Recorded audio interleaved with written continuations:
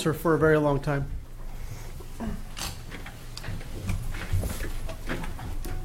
Thank you very much, Mr. Rodriguez.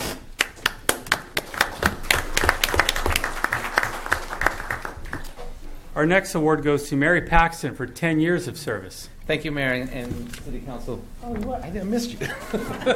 Are you hiding? Yeah. Mary's a lot like me. She doesn't like to have a lot of attention, so we're going to make it quick for her. No, Mary came to us about 10 years ago. She's been in our planning department for she started out in our planning department. She's the one that helped finish our general plan back in 2005 and 6. A tremendous help, one of the hardest working people that we actually have in the city, and that's not to put anybody else in the city down, but Mary is very dedicated to our community, has lived here basically her whole life, and so I hope to see her for another 10, and here you go. Thank you very much. Thank you very much, Ms. Paxton. We're going to move forward to the consent agenda. We changed this around about a month ago to help speed time, but I think we're going to step back. It's important that everybody has something else on the agenda. Oh, before the council. Something more important. We are going to elect our mayor pro tempore tonight.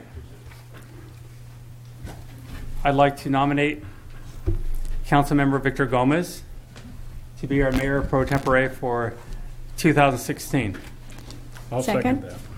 There's a motion. There's a second. All in favor? Aye. Aye. Motion carries. Congratulations. Thank you, Mr. Mayor. Appreciate it. And now we're going to go to the swearing in. Is that correct? Yes. Mr. Mayor, I would like to do that at the next meeting if that's possible. For the swearing in? Yes, sir. Okay, we can do that. Do we need to make a motion to table that? So. Second. Motion to continue. There's a motion. Second. There's a second. All in favor? Aye. Aye. Motion carries 5-0. Now we'll move over to the consent resolution. We changed this a few months ago in order to try to help speed up some of our meetings, but I think it's important that everybody does have a chance to speak up on any item on the agenda. So if you do have something you would like to speak on the consent agenda, please fill out a card and submit it. What we need to be careful of is that it's not a time to use it as a platform to campaign. Stay on the subject, and we will respect your time. Do we have any items from the council that want to pull? Yes, Mr. Mayor, I'd like to pull item A1 and A2. Are there any others? I would like to pull A6. A5. I'd like to pull A4. And I'm going to abstain from A6. Are there any speaker cards on any of those items? I'll make a motion that we approve the consent. Do we have any speaker? Mr. Mayor, would it be possible to limit public comment to 2 minutes for anything that's not pulled? We're going to go ahead and stay with the same amount of time, just for the sake of fairness. City Clerk, are there any other speaker cards? Yes, sir. I have speaker cards for A4, A5, A6, and others, and All right. also A7. Shall I just call the first speaker, sir? Yes. Wait, did you say others as in all of them? I meant...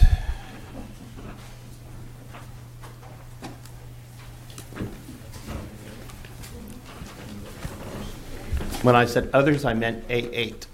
A8. So that leaves us A3 as the only one that was not pulled. Is there a motion? I'll make a motion that we approve A2. Is there a second? Second. All in favor? Aye. All right. Motion carries. Item A1. Yes, Mr. Mayor, I pulled the minutes of the council meeting of December 21st because there was a statement made there that it was the 50th, I think it's on page 12, the 50th anniversary of the motorcycle rally that we were talking about in 2017, and it is the 70th, not the 50th. And for the record, on page 13, it mentioned that the vote was unanimous on the RFP, and I had voted no. So it was not unanimous. Okay. Is there a motion with the corrections? Oh, I'm sorry, do we have a speaker's card? Not for A1, sir. Okay. Is there a motion with the corrections? So moved. So moved. Second. Motion is second, all in favor? Aye. Aye. Aye, motion carries, 5-0 vote. Move to item A2. That was also mine, and it's the warrant register dated December 30th for $120,725.82, and the correction is there was an expenditure to American Medical Response for $6,200, and it's only the description that needed to be corrected. It said 2016 motorcycle rally, and this was the final billing of 2015. So it was just a correction. Okay. So that is correct? I wanted for the record to be corrected. Okay. Okay. Is there a motion with, or is there a speaker card on A2? No. Motion to approve A2. Second. With the corrections? There's a motion and a second. All in favor? Aye. Aye. Motion carries. Item A4.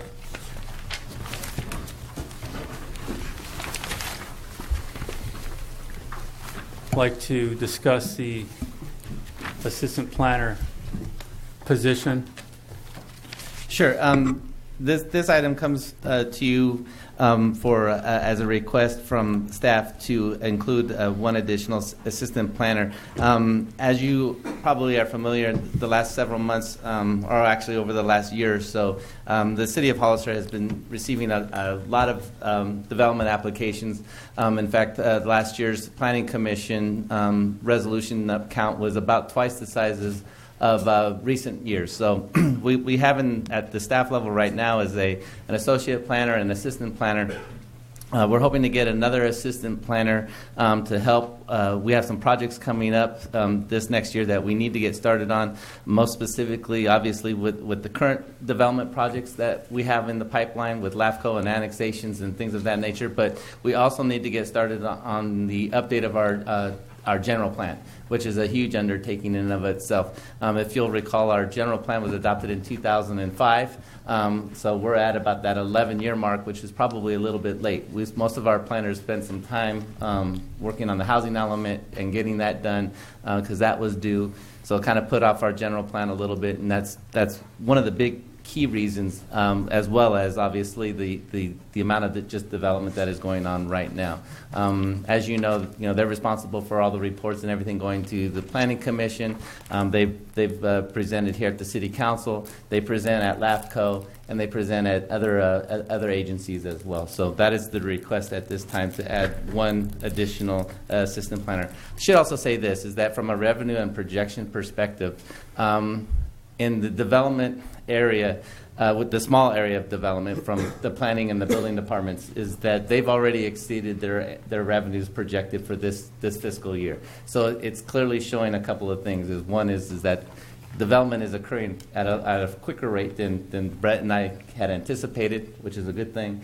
But it also doesn't do any good if we can't process those applications in a timely manner. And in many cases, there are legal requirements that where we have to process those development applications in a timely manner, or it puts us in a bad spot. Not only that, just from an economic development, I think that the council has been very successful in the past, touting sort of the timeliness of our application processes. When you can tell folks that we go through the entitlement process for, say, the Marriott Hotel in a period of about 8 weeks. That's something that's important to developers. So I think, again, that those are kind of the parameters in which I'm trying to go down this path with. So. The reason I brought that up, I'm a little concerned about the pace at what we're growing at. I think it's time to step back, take a look at how we could put together a point system so we're selecting the best projects. I just came back from some meetings with the state I'll talk about later. I'm concerned that we're growing too quickly and we don't have the right fees in place or the right plans of what we're trying to become. So if it is for the general plan, which I believe you said it was, and if it's to help develop a scoring system, I'm for it. I just want to make sure we're going to come back and start talking about putting a plan together, better plan. Okay? Okay. Do we have any speaker cards? Yes, sir. The first speaker is Keith Snow, who writes on his card, "We should evaluate what staff we already have instead of hiring more people."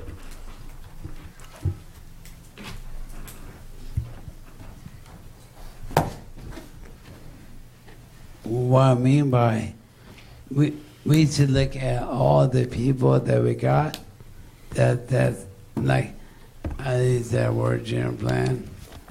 We're like always spend for engineers, planners, plan department. Like if we look at there, we spend like overtime pay. Swan's mentioned here that we spend a lot of money overtime pay for plan commission. The planners like Mary and all the rest on that department.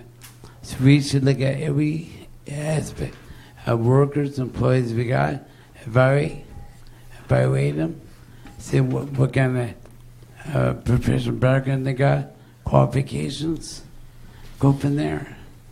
It's good to use our head around things like that because we're so stated our fund, no? General fund. The point is right that we should look to that aspect idea. Then we got the idea. And another thing too, point is, I mentioned to Bill, once you have volunteers, they want to help the city. I got a lot of background business and construction, planning, and all that. So once you do that part, use the community. You guys said you guys interact with the citizens, right? So the idea is the kind of idea I'm gonna give you guys. So we can do things like that. We need to protect that. So the point is right. How much what salary? When guys bring things to the agenda, you don't say how much was salary cap, like how much money you spend this planner in the budget. No. So it's supposed to balance the budget, so things like that. So that's what I'm trying to say. Thank you. Thank you, Mr. Snow. Do we have any other speakers? No, sir. Okay. Is there a motion? So move. Second. A motion and a second. All in favor? Aye. Aye. Motion carries 5-0 vote. Move to item A5. Yeah. I pulled this one, just want to see if we can have the city manager give us a kind of a little bit breakdown on how this compares to some of the other service contracts that we've put in place over the last year or so. And then also just kind of an explanation on why the fire chief's percentage looks like it's so much higher than the other three positions. Sure. So these contracts are a little different than what the current executive management staff are under right now, in that these are actually term contracts. These are for a 3-year period with a couple of 1-year options on the back end.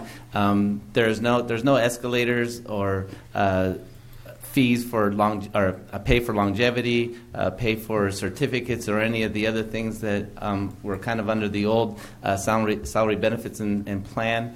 The reason why I will say that the salary adjustments in the contracts sort of reflect around a 9% or so a dollar amount, which is kind of consistent with what the council had approved for the SEIU and mid-management groups, or the other employee or other bargaining groups.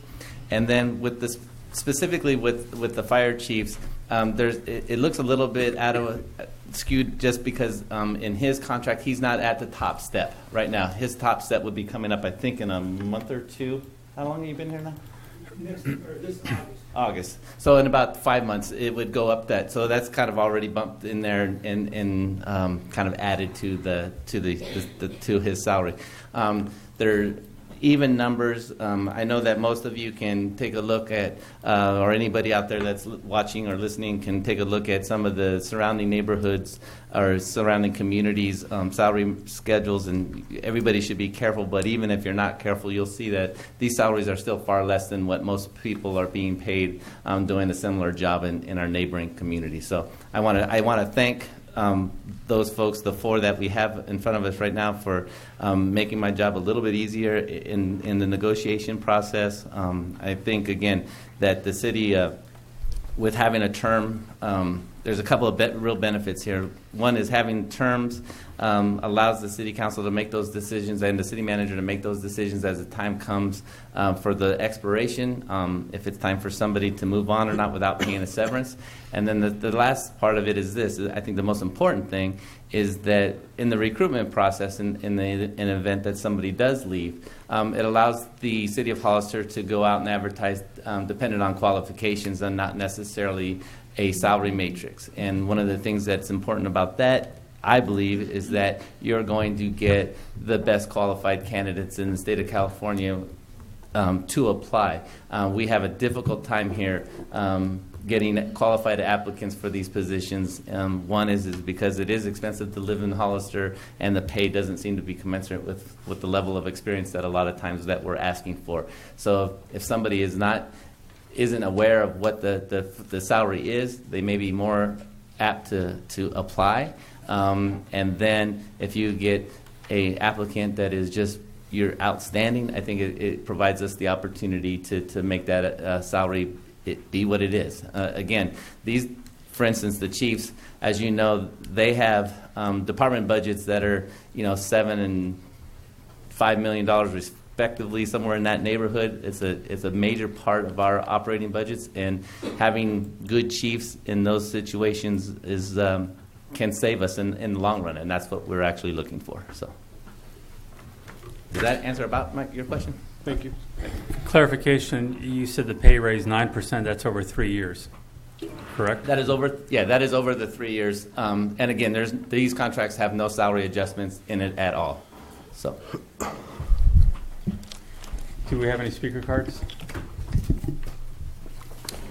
Yes, sir. The first speaker is Keith Snow, who writes, I like this, but before there is a contract made up, we should get a presentation from these positions on what they're going to do for the people. Will there be new things being done to help the people and keep the city safe? As for the new fire chief, will there be anything done differently to benefit the people? So what I mean by, like a lot of people that I get from people out there, like I try a fire chief right here and let the mess on the machine, like what they do. Like, for example, a lot of people, like when I talked to last, he said a lot of people want to solve the arson over the adultery. Mr. Snow, okay, let's say on the topic, the question about this contract or your opinion on it I know. is fine, but let's not get sidetracked onto something else that you But believe. I don't get sidetracked. What I mean by the qualified position, right? We're reading the contract, right? So what I mean by presentation is what I'm trying to explain to you guys, the council.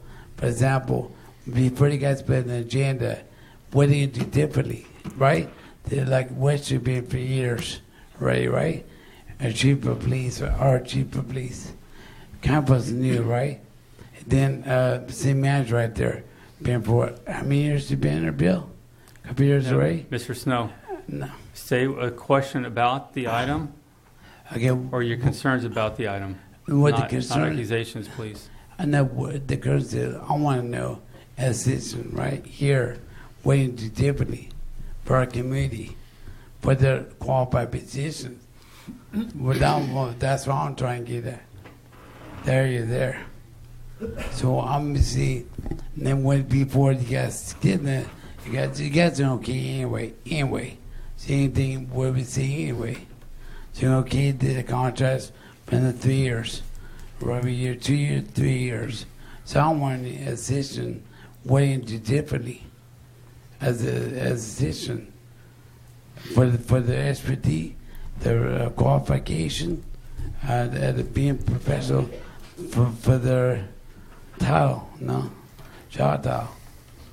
So that's one. That's what I'm trying to get you, the mayor, and the council up there, and that's my DD guys.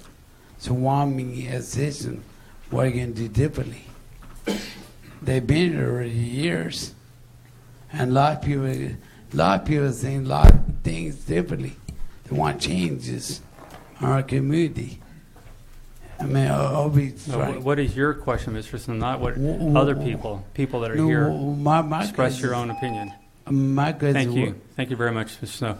Just to clarify, the chiefs were hired under a panel of people that came from several different areas to do the interviews. They just weren't hired out of friendship.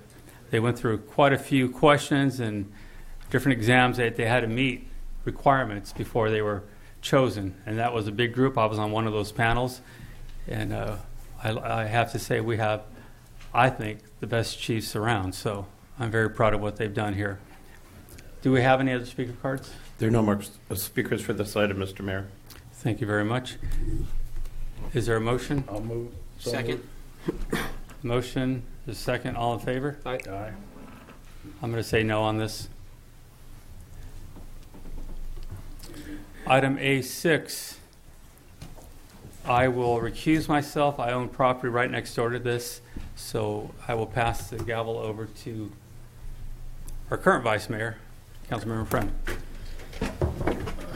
Well, I brought this one up, called this one up, and I have several questions. One, according to their staff report, you're asking for a 45-day extension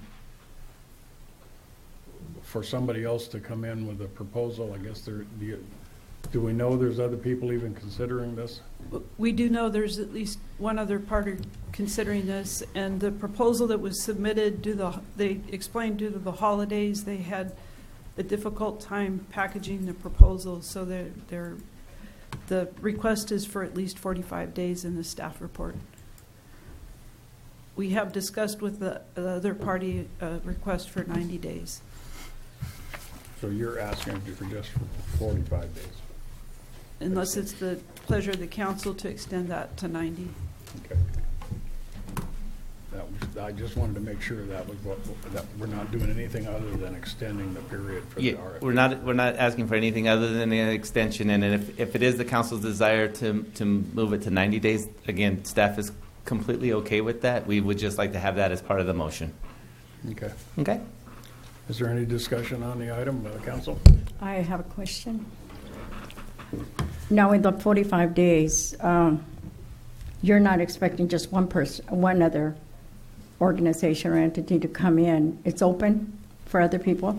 Correct. Actually. I think what we would expect to do is we sent by email the request for proposal out to, I think, over 30 parties, and we would send that again with the updated timelines.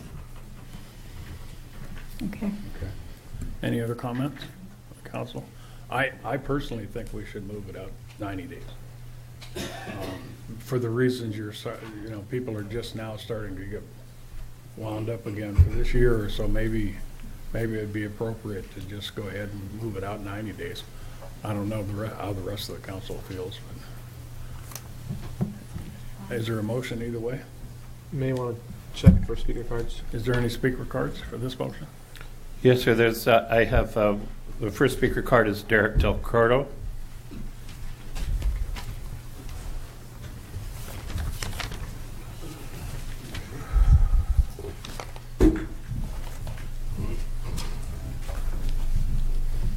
Hi, Derek Del Curdo.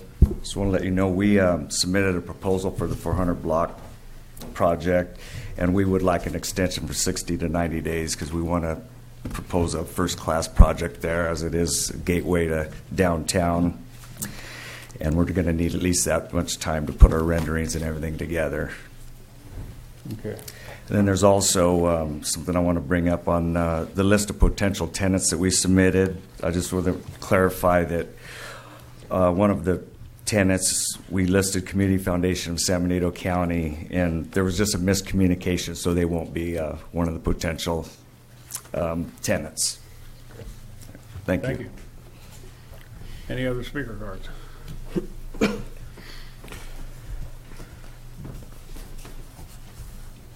Yes, sir. Keith Snow has a question of what is in the proposal.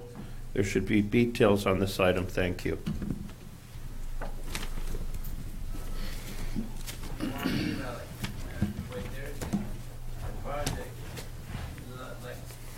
Well, just to clarify, Mr. Snow, we're not discussing proposals.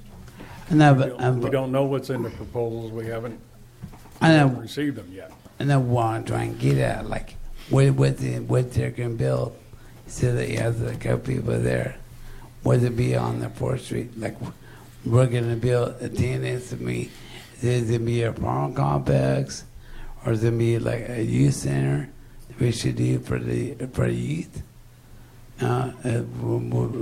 What's gonna be, what's it build, Derek?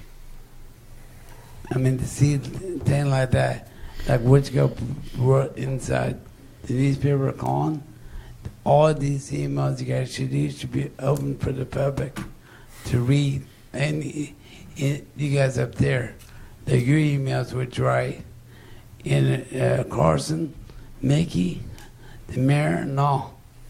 Should be open for the public. We should look in. We guys are running back here like with other businesses. Should be pub open. Okay, Mr. Snow, when we Alright. receive the proposals and we accept the proposals, then the public will have a chance to tell us what they think of the proposals. okay, We then don't once- have them yet. All they're asking for is an extension before they turn them in. The request for proposal does clarify that it should be a building that's at least 2 stories. It also clarifies that it should be for a catalyst project to stimulate new economic development activity in downtown Hollister, and that they would need to acquire all the property. And in the website array in the council, right? Mickey and all the rest, Carson and Victor, what gives me and Mary, when I last night looked inside you guys' website, see website under contract bill, I look in there, I cannot get into contracts. So why mean RC is so scattered, not in this organized, which I built most I before it. So now I do website. If you go on to Wix.com, and that's how you can get people that want to business, you can get it for free. But you need to clean out and re-put what you go on to your website. So point is right, when you do websites, like for example, I mentioned before, many times, and you guys are disorganized as our city. So the point is, let's get together. Thanks. Thank you, Mr. Snow. Again, once we receive the proposals, the public will have numerous times to have their input as to what they think of the proposals before we select one, if we select one. It hasn't even been decided whether we're going to select any of the 3. So, any other cards? Marty Richmond.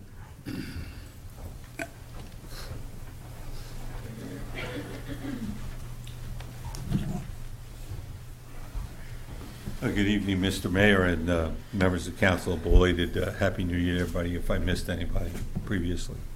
And I hope you have a successful year. On this subject, I think it's very easy to give a 90-day, obviously a 90-day extension. The only person who submitted a document, a proposal, is asking for the extension, is not protesting. And I do think the key will be to get a lot of input so you can make a good selection. I do regret, I think we made one administrative error. I think if we were going to extend it because the thing was incomplete, we should not have published the proposal that came in. I don't think that's, I'm not throwing a fit about it, but I don't think it's fair for the people who will come behind. Since it was not a complete proposal, it was just a sketch, I don't think a lot of damage was done. But had it been a complete proposal, it would not be fair for somebody to put their cards on the table and say, this is what I'm going to do, and then go back 90 days later and say, what else? So in these cases, I think we ought to adopt, because it has this, we ought to adopt some rules about how to handle this, which would be to keep the proposal private until we decide that it's really an open issue. I do think I'm glad they made a proposal, and I hope other entities come in and make the appropriate proposals, and I hope they're good, and I think the 90-day extension is entirely appropriate, and I thank you for your time. Thank you. Any other cards? Yes, sir. Ruben Lopez.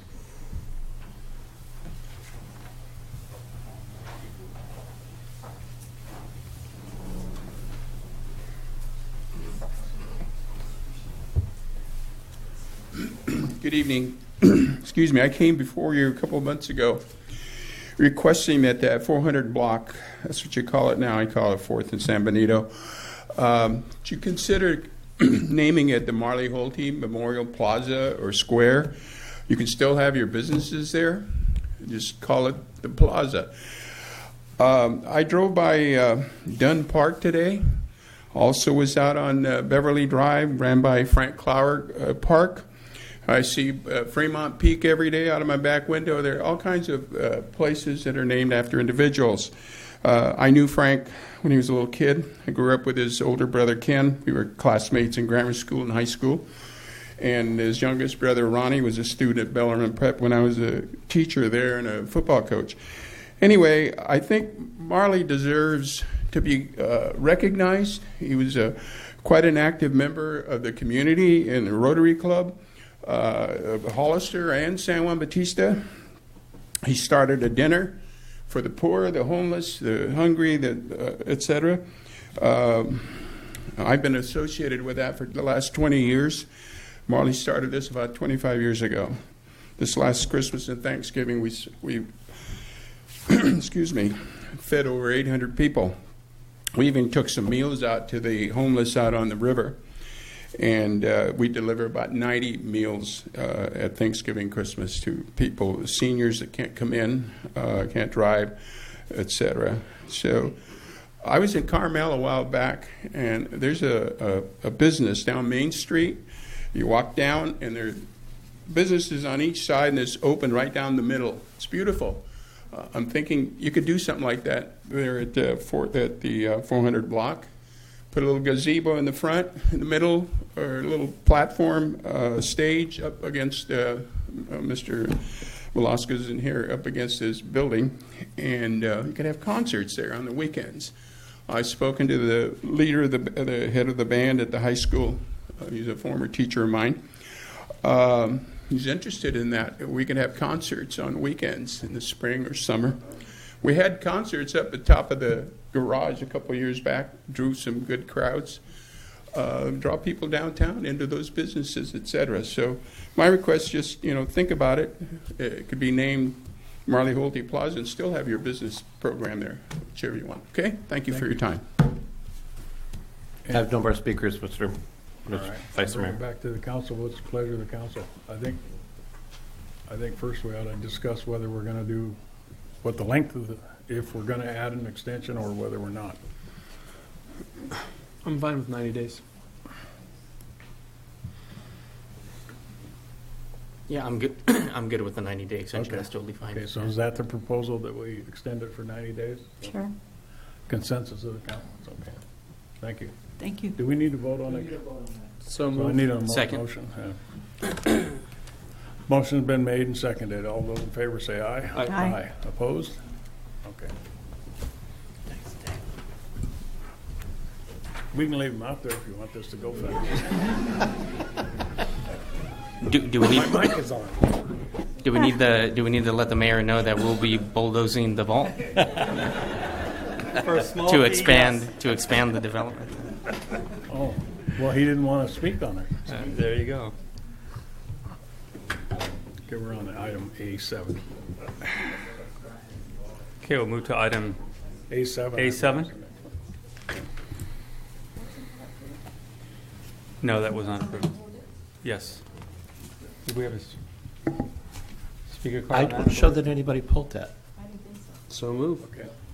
Okay, there's a motion. A second, all in favor? Aye. Aye, motion carries. 5-0 vote.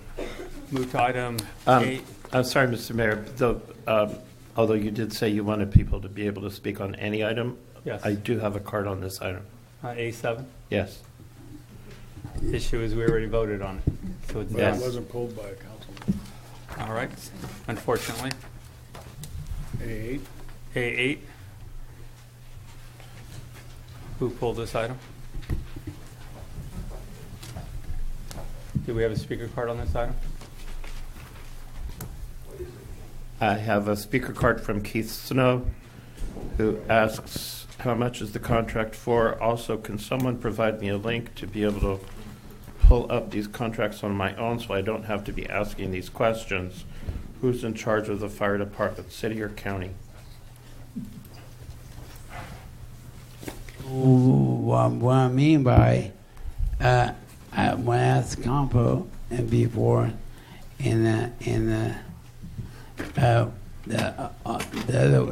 one Connor and even Alvarez, fire marshal, like, are you in charge at the our fire department, or somebody can't charge it? So I'm not getting a straight answer. But no in Bill, city manager, to the point where I get fire station 1, fire station 2, other fire station 3, wherever. So who owns the building? Who owns the thing? Who owns it? Us? On the building? On all of it? I mean, no, I'm not getting a straight answer. So the council should know all this. Things and the includes the ads as we ran it like a loophole, like anything else. So want to try when we do this thing right here, like want to try and get over the San Batista, or we fund San Batista, we and all that, right? And the point is right, already been fought on it, search that we do San Batista. And the point is already benefit as a city. So we were here to go over there. And it already got 5 minutes to like went to search over there. So the point is, didn't want to answer a question. Maybe Bill can answer a question or in charge of it, the fire department. Because I know he built the fire station over there. See? Okay, is that it, Mr. Snow? You want me to answer your question? You want to answer a question? I'll be happy to answer your question. All right. This was a joint partnership between the city, the county, and San Juan Bautista that was set up about 3 years ago, 3.5 years ago. Yeah. Hollister is the lead agency. Our chief runs all the departments, but it's a partnership. We own all the assets at Station 1 and 2. County owns any assets in Station 3. San Juan Bautista owns all their assets in Station 4. But we share the equipment to make sure we're providing the community the best fire service we can.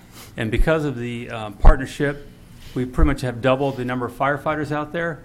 And the active station is 24/7. And we have a much better firefighting team now because of that partnership. So everybody pays their own way on this, and it's worked out great so far. Right, and that's good. They don't answer the question. But that's one question. Did we build the fire station in San Juan Bautista? No, we did not. San Juan Bautista built their own station and their addition to it. All we do is take care of the day-to-day the services such as paper, toilet paper, all those things we need. I think. Okay. Thank you very much. Are there any other speakers on that? No more speakers on this item, sir. I'll move that we approve A8. Second. There's a motion and a second. All in favor? Aye. Aye. Motion carries 5-0 vote. We'll move to item B.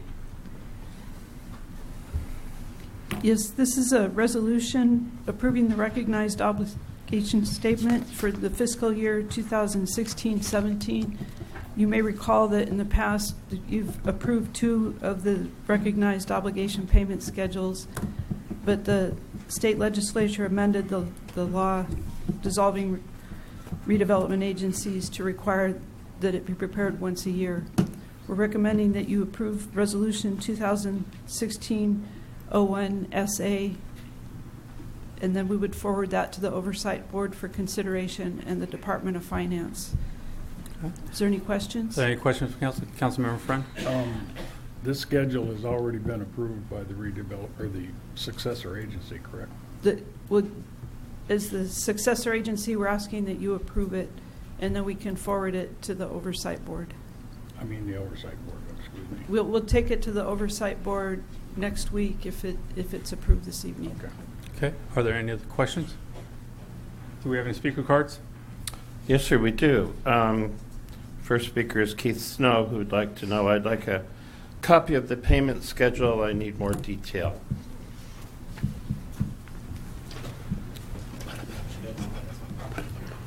Essentially, the payment schedule has our bond payments for the fiscal year, and it has expenses related to administration of the bonds, financial. There's administrative cost allowance. It also has a payment to assist with rent at Prospect Villa, which is one of the agreements that was in place before our redevelopment agency was dissolved. So that's essentially the payments that we're requesting funding for. There's also a true-up of what our actual expenses were the last 6 months, and then in relation to what payments were made through the redevelopment agency property trust fund. I know it's gone to 2010, right? But the point is, right, when you say oversight committee, is that Bob, the oversight committee with Doug Emerson? Is that what you talk about? Because I got a copy of that. Thank you. I got that copy. There's a couple of little thoughts and the things charged and all that. A couple of things on that was second me. That Bob and I trying Bob's number to ask some questions. But I forwarded the email to Bill, city manager, and I talked to Brett on the phone. But it was like a loophole, like I say, because ran. So a couple of little things on there. So we want to try and get what you're seeing there. The one is the oversight committee. Is that the one? The oversight committee, like Measure T, Measure E? The thing there?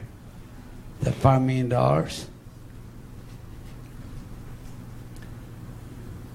Shall I answer it? Yes. Okay, so this is not the Measure E Oversight Committee. This is the Redevelopment Agency's Oversight Committee. It's made up of members of the City of Hollister, the County of San Benito, the Water District, Gavilan College, and the Office of Education. So really, it's a board or a committee that's charged with just the dissolution of the Redevelopment Agency, and it has nothing to do with the Measure E. Okay.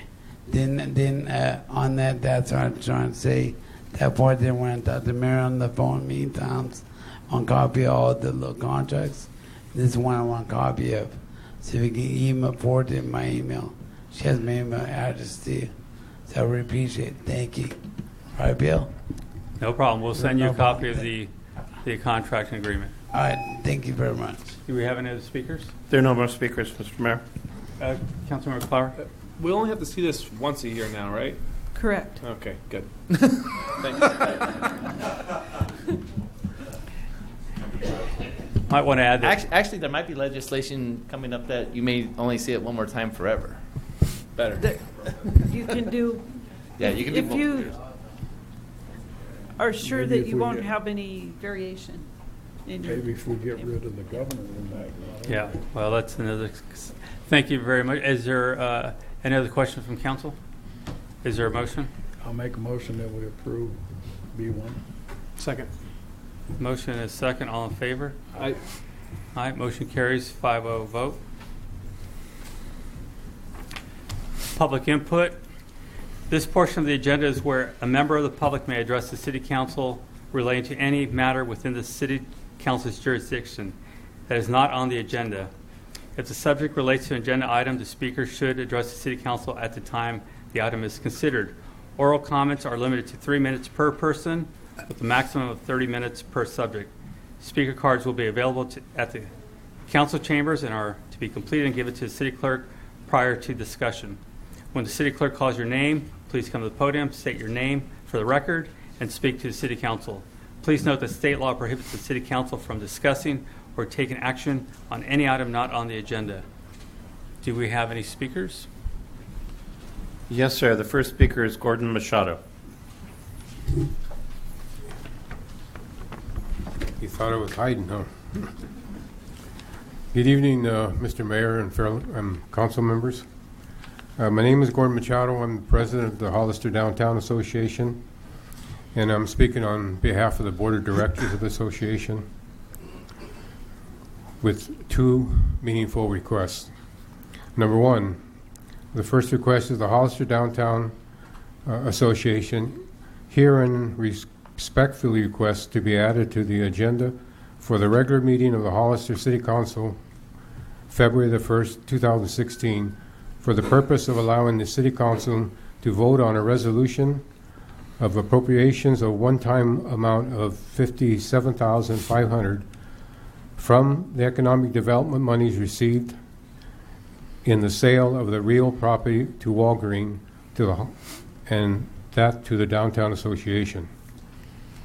The second is the Hollister Downtown Association herein respectfully requests to be added to the agenda for the regular meeting of the Hollister City Council from February the 1st, 2016, or any other appropriate meeting of the City Council or staff for the purpose of allowing the City Council to vote on a resolution to contribute annually to the Hollister Downtown Association for economic development activities. Thank you. Thank you very much. The next speaker is Sue Logue.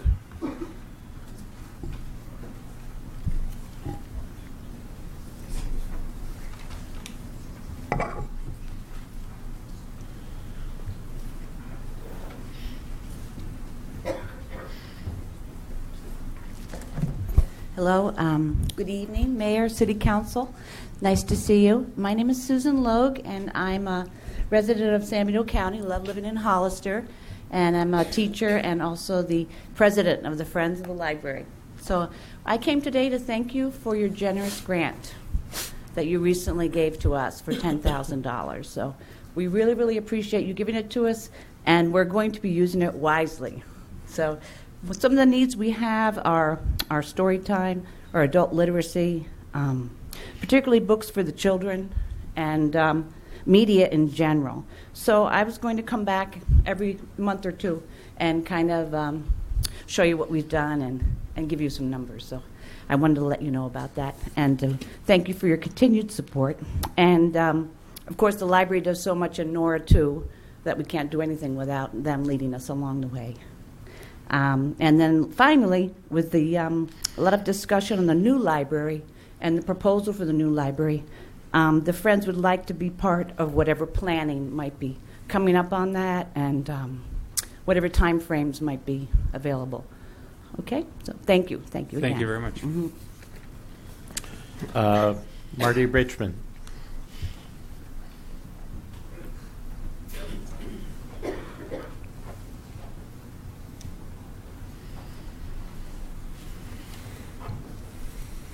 Marty Richmond from Hollister. I'd like to suggest that with New Year coming up, we actually just consider changing some of our management practices and go develop some analytical measurements of key items. A lot of people start doing that, and the first thing they do is they have everybody counting paper clips all the time to see how many paper clips they use a day. I do not suggest that. I suggest we pick 4 or 5 key items that are measurable.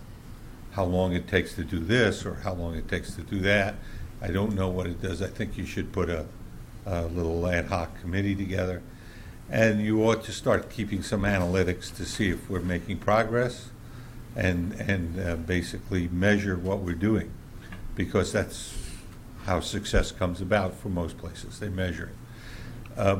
The measurement process is not there to embarrass anybody or to criticize anybody. What it is to point the way to improve your management operations. I think it's very important. And in that light, I will make a pitch for something I've pitched before several times, which is continuing professional education for your key management people. There are new processes on how to manage. There are old processes on how to manage well that are taught in the birthplace of all this great stuff, which is just up the street here in Silicon Valley. De Anza College has a whole bunch of them that were done during the daytime. And these are by professionals in industry who know their business well. They run the biggest companies in the United States and the biggest, most successful companies in the United States. So this isn't like the old saying, if you can't do it, teach it.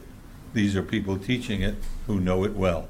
And I think it would really behoove you in the long run to pay upfront for your key people to go and learn these things, these management principles, program management principles, and other things, rather than learning it on the job as we do so many things, and then making the mistakes that other people have learned better in the long run. So I encourage that for your future, and I think you ought to put in a program to measure 4 or 5 key items in what the council considers key items as measurements of their management effectiveness. Thank you for your time.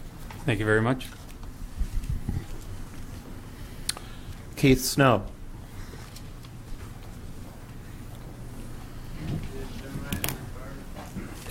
Mr. Snow, I don't feel comfortable reading your card. I'm going to ask you to do it on your own.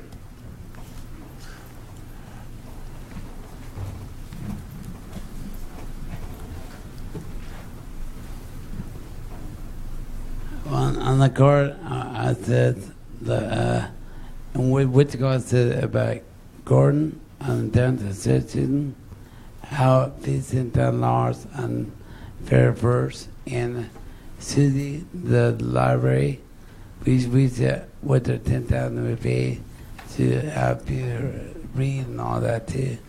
But what I wrote there too on there is on what I mentioned is about how we as city should be more self-sufficient, and how Mark's management, we're not maintaining our city right. We should do more for more like a public comment committee on the we're doing on the Oscar run. We should have more people involved in the city. We don't. How on there too, how we have police officers we have 3 strategic hires, but how what's happening, how kids are on heroin, methamphetamine, cocaine addiction, and we should overlook all of that part. We had no traffic control. A lot of people almost got hit on the weekend by drivers. Almost taking tickets out, went to the stop sign. We stopped. Went to right almost in the back end. So we don't do that. We should do more efficiently to educate our city. We don't. We have, how Marty's mentioned, management. We need more than management. We need more people involved. We have to overlook, like I said before, overlook what we got and open there. We had to go open there as train our city. We lose revenue every day. I mean, I don't see hardly no officers. 25. No, speeders and all. 100 miles an hour. Fairview, 100 miles an hour. Going back way, Fairview right there, 152, 156. Going fast. Our kids are our future. With a lot we spend, we doing, we can do program for our kids. Educate. He said we're a school district. Well, let's bring a school district over here with them. He said that there. I haven't seen nothing yet as a council. Thank you. Thank you very much. There are no more questions, Mr. Mayor. Thank you. This time we'll take a 5-minute break. There's some students here that I know are ready to run out that door, so we'll let them run out that door and we'll get the meeting started again in 5 minutes.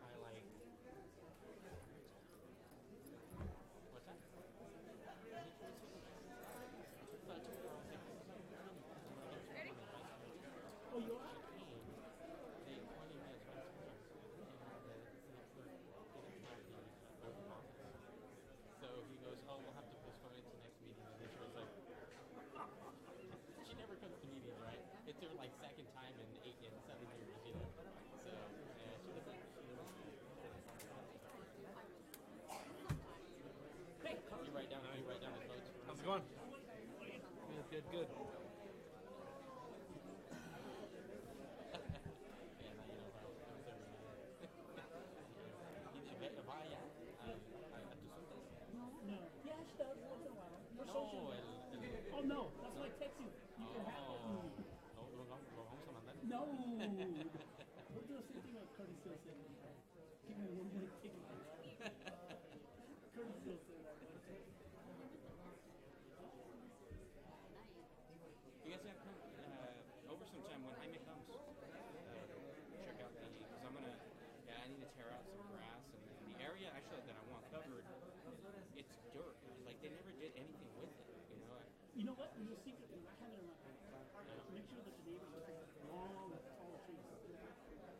Oh yeah, no, that area definitely. No, this area actually. Oh, that's a good point. Is the other area I was telling you about?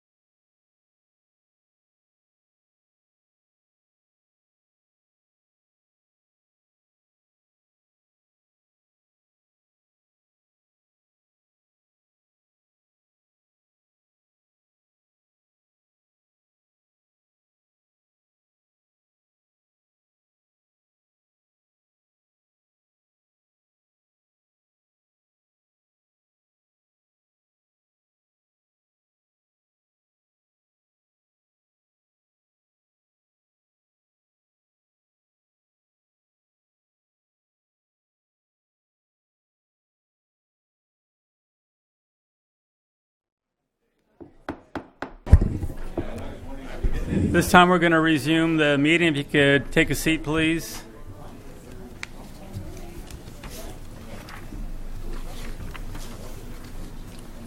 Move forward to item D1.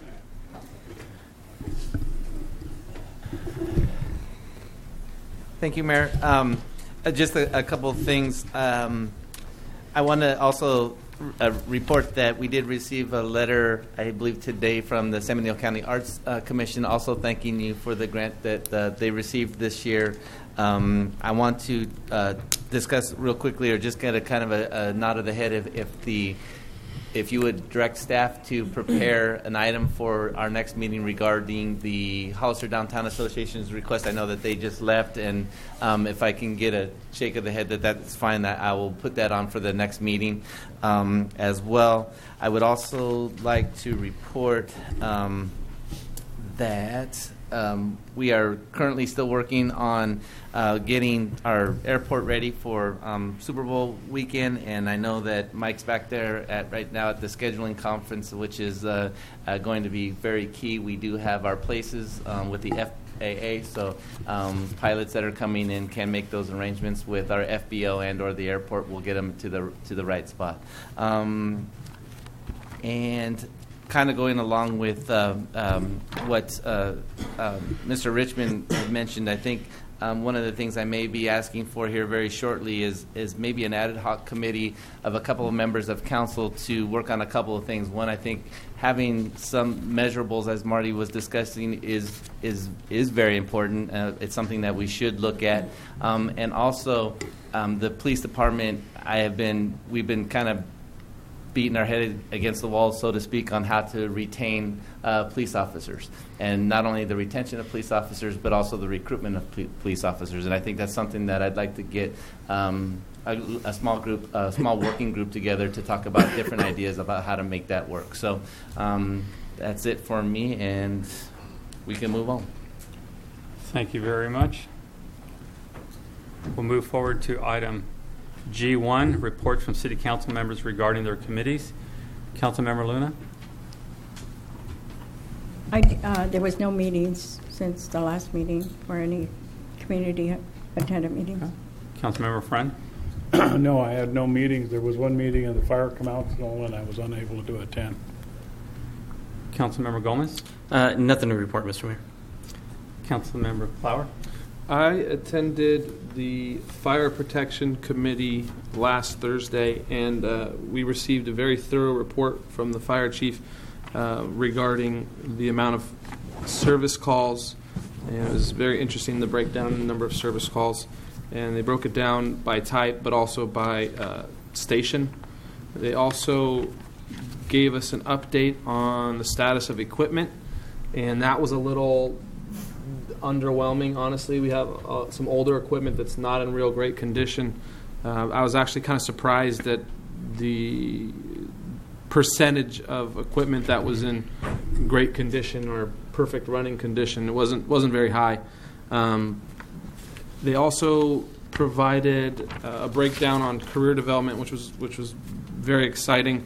It seems like they have a strong schedule in place regarding specifically wildland career development, but also a couple other things that I had never even heard of, firefighters' Bill of Rights, among other things. So it was very neat to sit in on that committee and get a breakdown of what's been going on. I also attended the League of Cities meeting in Seaside a couple weeks ago, and the topic that they discussed was home sharing, so kind of Airbnb and vacation rental by owner. It seemed to me that it was a bigger deal in the coastal cities, Capitola, Pacific Grove, Monterey. It was interesting to hear how they've been dealing with it in each within each agency. I don't think it's necessarily a huge issue for us, but it could be something that comes up to be a bigger issue as people get more used to sharing their houses with other people and not being able to tap that TOT revenue. Okay. I had two meetings I attended last week.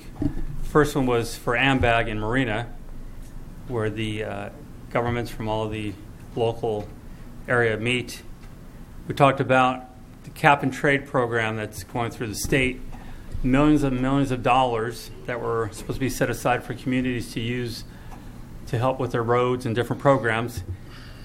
And you guessed it, turns out that the state is using it for the big cities and are giving us nothing out of the program.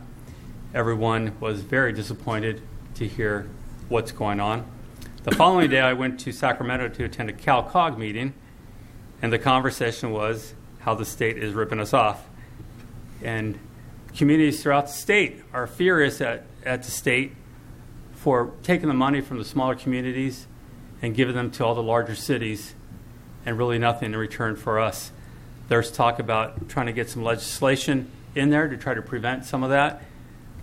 But at the same time, the state is talking about cutting another $750 million for road improvements for our communities, our highways. So if you want to know why Highway 25 is in the condition it's in, or 101, it's not your local government, it's your state government that keeps redirecting our dollars to different areas. So feel free to send a letter to your assemblyman, your senator, and your governor, and let them know we want our money back. That's my rant for the day. We'll go on to item G2, informational reports. Councilmember Luna. Thank you, Mr. Mayor. Yeah, I wanted to report that on Christmas Day, I was invited to the Homeless Coalition holiday dinner. So on Christmas Day, while everybody's warm in their house, in their homes, I was able to attend up in the migrant labor camp the dinner with the homeless, and there must have been about 50 people there. It was quite moving to be there among them, and for them to look so happy to have a meal and be inside in a warm place. I really believe that we need to really continue, looking into the issue of the homeless. So I wanted to report that. And also on January 14th, I had the opportunity to meet with the Hollister Downtown Association and go over a lot of information that they wanted to share. And it was quite interesting to sit there and know that, I can recall that when it was formed back in the years, when we had another chamber, and then finally we had the Hollister Downtown Association, and at that time the city was very much part of it. So I wanted to report on that. And upcoming events, because there was so many questions asked of me about water and all that, and I'm very much interested in water and on the issues of water and also in our community. I went ahead and invited 25 guests, 25 people from our community to actually take a tour of the wastewater treatment plant. And that's going to be next Tuesday, the 26th. So you're welcome to come. And I think at 1 o'clock. And I think that should be interesting for a lot of people that really don't understand the water treatment. And actually, I can say what we have here, other cities do not have and are thinking about it. And we really don't know what this city really has at times until, we can invite our own residents to view and actually support what we have. So also, I've been working with the California State Board of Equalization on city sales tax, and I was able to actually speak to them about sales tax in San Benito County or city of Hollister and what kind of sales tax we are receiving back. It was very interesting to speak with them, and actually the main director of the state of California. And so they will be coming to Hollister, and it'll be in February. And I'm just, I just really want to sit down with them and speak with them regarding all the sales tax, especially the third quarter of the city taxes that include, July through October, to see exactly, what is being paid to the state of California and what kind of revenue we are getting back, if not, how to improve it. So that's my report, Mr. Mayor. Thank you very much. Councilmember Friend? Yeah, I just have one report, and that's about we received our applications for the Student Advisory Committee. And Mr. Clower and I will be going over those and setting up our interviews. And hopefully by the first or second meeting in February, we'll probably be able to recommend the appointees and get them here and get them set up so we can get that committee started. So we should be starting in the middle of February. Excellent. Councilmember Gomez? Nothing to report. Councilmember Clower? Yeah, first of all, I had a nice meeting with Mary to discuss hopefully a second portion of the Alquist Priolo study. It's been interesting over the last couple months when that list came out and we saw the properties that were cleared from the trenches that had been dug over the years, that things started to happen. Properties started to sell downtown. Things started to get knocked down. Some of it probably was a coincidence, but I know not all of it was a coincidence. So having that study in place has kind of created an economic development opportunity downtown. And hopefully, as a council, we'll be able to look at furthering that in the coming months. I don't know how much it's going to cost. I don't know what it's going to take, but I think it's something that we should look at.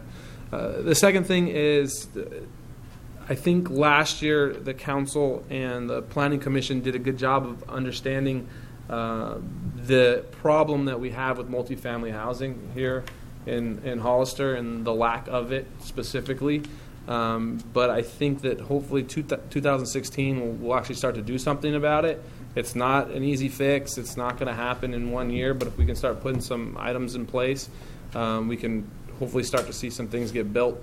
I've been working with Abraham on a draft ordinance. I don't know if it's what exactly we should do, but we have to start with something, and hopefully that'll be a good place to start.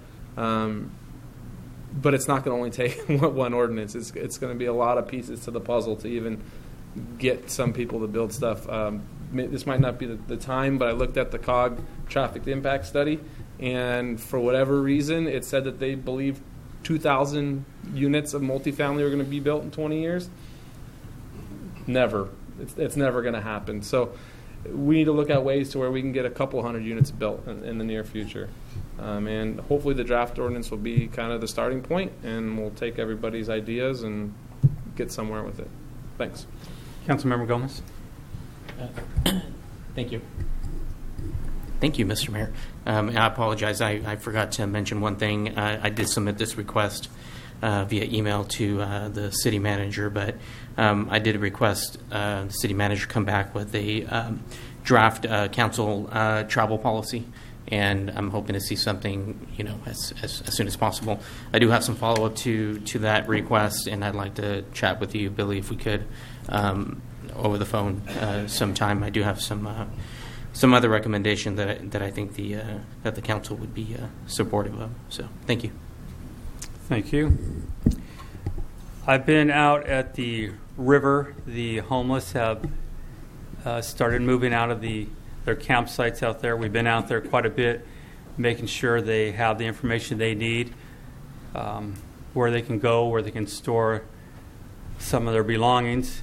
They've been very, very helpful in taking down the camps. We placed a large dumpster out there, and they're actually doing the best they can to move some of the debris out to the dumpster. The shelter that we all approved here, the additional funds, that shelter is being used now. I think there's 30-plus people that are staying there, a lot of them from the river. Not all of them, but we're making good progress. Like to organize a cleanup event in the next couple weeks to get down there with any of the local groups here or those that want to help remove the rest of the debris from the river. I'll be posting that on Facebook in the next few days so we can help them move the rest of it out of there. And I think they're good people down there. They just need a chance to get started again, and it's good to see them someplace safe rather than along that river. I want to congratulate the staff and all of us. We've been working on refinancing the sewer bonds for a while now. Well, it's been completed now. We're looking at about a $20 million savings over the next 20 years. Part of the process of what we've been doing to save money here in the community so we can get it reinvested and start cutting down more of our costs as we've been doing aggressively over the last few years. So I want to thank staff for following through on that making that all happen. Also want to work to see what we can do with the planning department. I think it's time we take a look at our growth. We have issues. We can't keep growing as quickly as we are without suffering the consequences down the line. Our schools are heavily impacted right now. State's not helping. My rant continues. The roads are a major issue, especially Highway 25. We need to step back, see what we can develop, what plan we can put together that can end up helping the schools, helping our roads, and awarding those projects to the best projects rather than just anybody coming down the line. We need to just step back, put a point system together, decide at what pace we want to grow at. I don't think any of us want to be a big suburb of Silicon Valley. That would be a big mistake. As I told one of the presenters in Sacramento that was asking to help build 1 million new homes, who's going to build the roads? State, come forward with the money first before you're telling us what we have to do in our own communities, because it's not working any longer, and we shouldn't accept their mandates. We should start standing up for ourselves and plan our own destiny, because if we continue down this path, and when Silicon Valley hits that recession, we're the ones that are going to feel it. So we shouldn't be a housing facility for them. We should be creating our own jobs, creating a system that rewards the points to those that are bringing jobs to our community rather than the way we've been going. So I want to see how we can put a committee together on that and address that issue and put a stop to some of this growth until we have that answer. City Manager. 2 or 3 real quick things. One is next Monday night, I believe it's, January 25th. We want to have a study session on medical marijuana. I'm just trying to get an idea. Do you want to start at 5 or 6? And then probably looking at Councilmember Gomez to see if he can be here by 5, or should we start at 6? I'm sorry, Billy, did you say next Monday? Okay, yeah. 5? Sounds good. Okay. We'll arrange it for 5 o'clock then. As of another follow-up on, I think we're going to shoot for like February 8th is going to be a budget kickoff for with the council, and we'll ask. We'll try to give you sort of an update and then ask what your goals and objectives are for the next year. As the Mayor Velasquez said, that we are in the process of refinancing our bonds. You should start to see that those documents come through the first part of next month. We need to be ready to go on that. And then kind of as a follow-up to the mayor's report on growth, I think it's important, and Councilmember Friend can also kind of reiterate what I'm saying, is that there's always this appearance that we are growing very quickly, but as you know, is that we haven't grown much since 2003. Just as a statistical number, we only built 68 single-family homes in calendar year 2015. I know it seems like it should be more, but it wasn't. We've had a growth management program through the allocation process in which points were given to projects. Many of the projects that you are seeing kind of coming through right now was actually a part of that, or you're going to have a brief presentation on a project that kind of went through the allocation process under the special needs program. So certainly the planning department we can get together a group and start to talk about that, but I just want to make sure that the perception is just like in the early 2000s, is that we were growing out of control. The reality as it was back then is that those were allocations that were given in the 90s. This community hasn't grown much more than 3% consistently since probably the 70s or 80s, probably in that neighborhood. So I just want to make sure that we kind of understand that we are growing. It's a good thing. We need rooftops to get the commercial, to get the jobs, but I also understand that the infrastructure we need to keep up with that infrastructure, and that is difficult. So we can certainly dust off our growth management program we had for several years. I felt that it was a pretty good program when it was in place, and so it shouldn't be too difficult to do what you're asking. I just want to second what Billy meant. I was going to bring it up to you later, but we do have that point system, and we used it quite successfully, I believe, 7 years ago, 6 years ago, and it stirred quite a controversy because everybody was real confused on how they got their points and how we gave them to them. So I would like to see it revisited, and maybe we can clean it up to where we have the managed growth. But I agree with Billy that most of the growth that we've seen has not been in the city. It's been in the unincorporated area. So, which we haven't been able to get a handle on because we haven't had the deal with the county that we should have.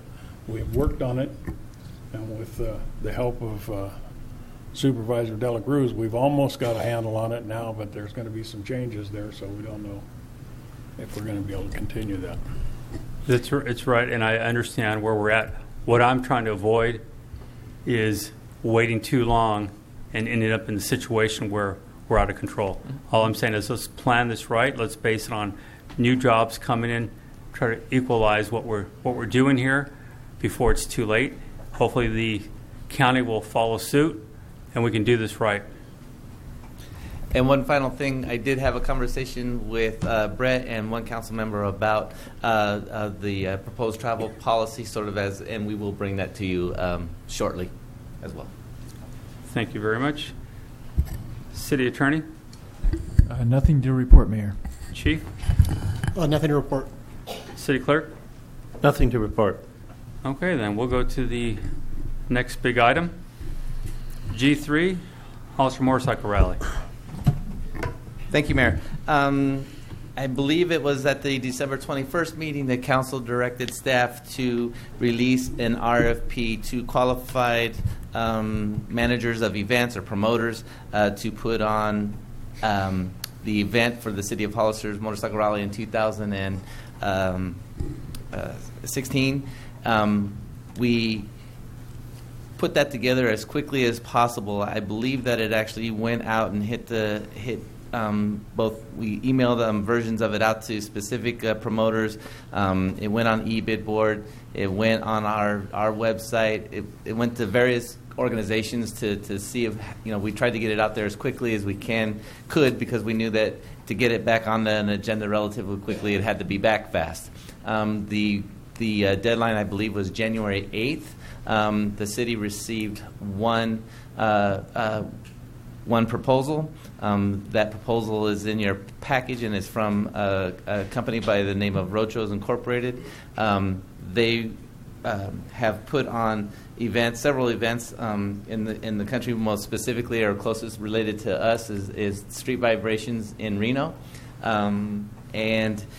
so the direction, I believe, at least for tonight's discussion. What I hope to obtain, and I know that there's probably going to be some speakers and we can get there, but I believe that there's really two sort of simple alternatives for us this evening. One is that you direct staff to prepare a contract with Rochos Incorporated to put on the event for next year. The second alternative is that you find that the proposal doesn't meet your criteria for an event, and we come back with a resolution that would cancel or postpone the event to some extent, so that we can, so our police department, our public safety departments can begin doing their work and letting folks know that there isn't going to be an event. And we do. Obviously, when we've gone through this in the past, there is actually a lot of preparation that we go through, whether we have an event or we don't have an event. It's a little bit easier for Dave, but what we try to do is get out in front of it as much as possible so that we don't have 100,000 people coming to town. We realize that there's always going to be some folks coming to town, enjoying the ride, coming and having and visiting our establishments and whatnot, which is always a good thing. But so I would request that you receive comments from the speakers and then provide staff direction on how to proceed or pursue a contract or not a contract with Rochos Incorporated. Okay. Is there any other specific questions for Dave or I as it sits right now? Also, I should also say that in your packet and for the public, what we did is we have a copy of the RFP. We obviously provided a copy of the proposal received from Rochos. We also provided in the request for proposals copies of the public assembly permit and the former contracts that we had with other agencies, so that roadshows actually knew what had occurred in the past. For us, it's more important, I think it's very important for us from staff to try to keep the event as consistent as we can. We don't, it's more difficult for us to plan something new. We like the layout that we've had. It's been successful. We're used to it, and we're hoping that the promoter can sort of slide into that and deal with what we're asking them to deal with, rather than coming up with their own ideas about how it should work. So, okay. Are there any questions from council? I'd like to maybe invite the promoters up so we can ask them questions about their proposal and what they see as far as the success of this rally. If we can have the promoters to come up.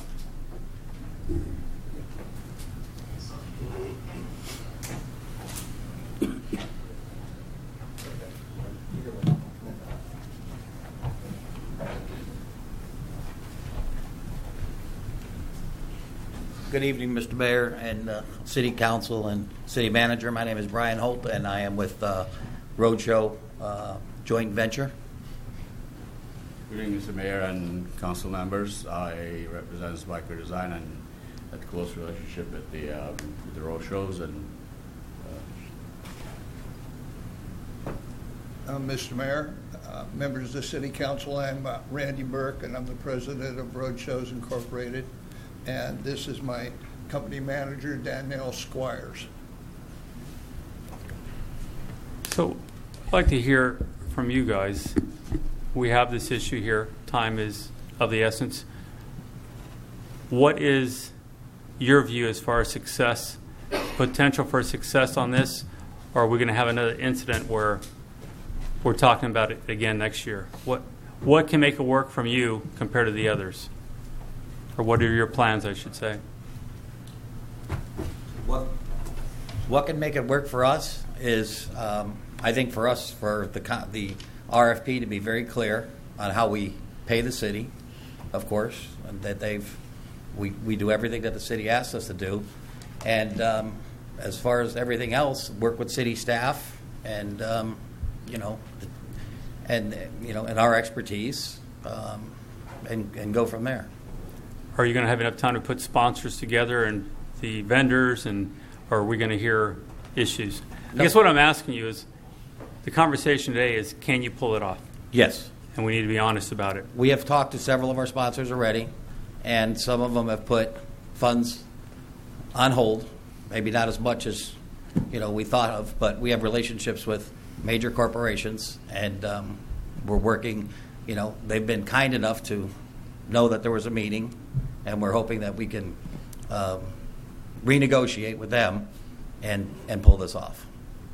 But we have the responsibility to pay the city the full amount of whatever it is before the rally even starts. Otherwise, the rally won't happen. So we are clear that if the city's not paid ahead of time, there will be no rally. If the city's not paid by June 1, the rally will be canceled. And there will be no refund. There'll be no refund. rain, snow, we will have an event. It will be paid for. If we have snow, we got another big problem here. Are there questions from other council members?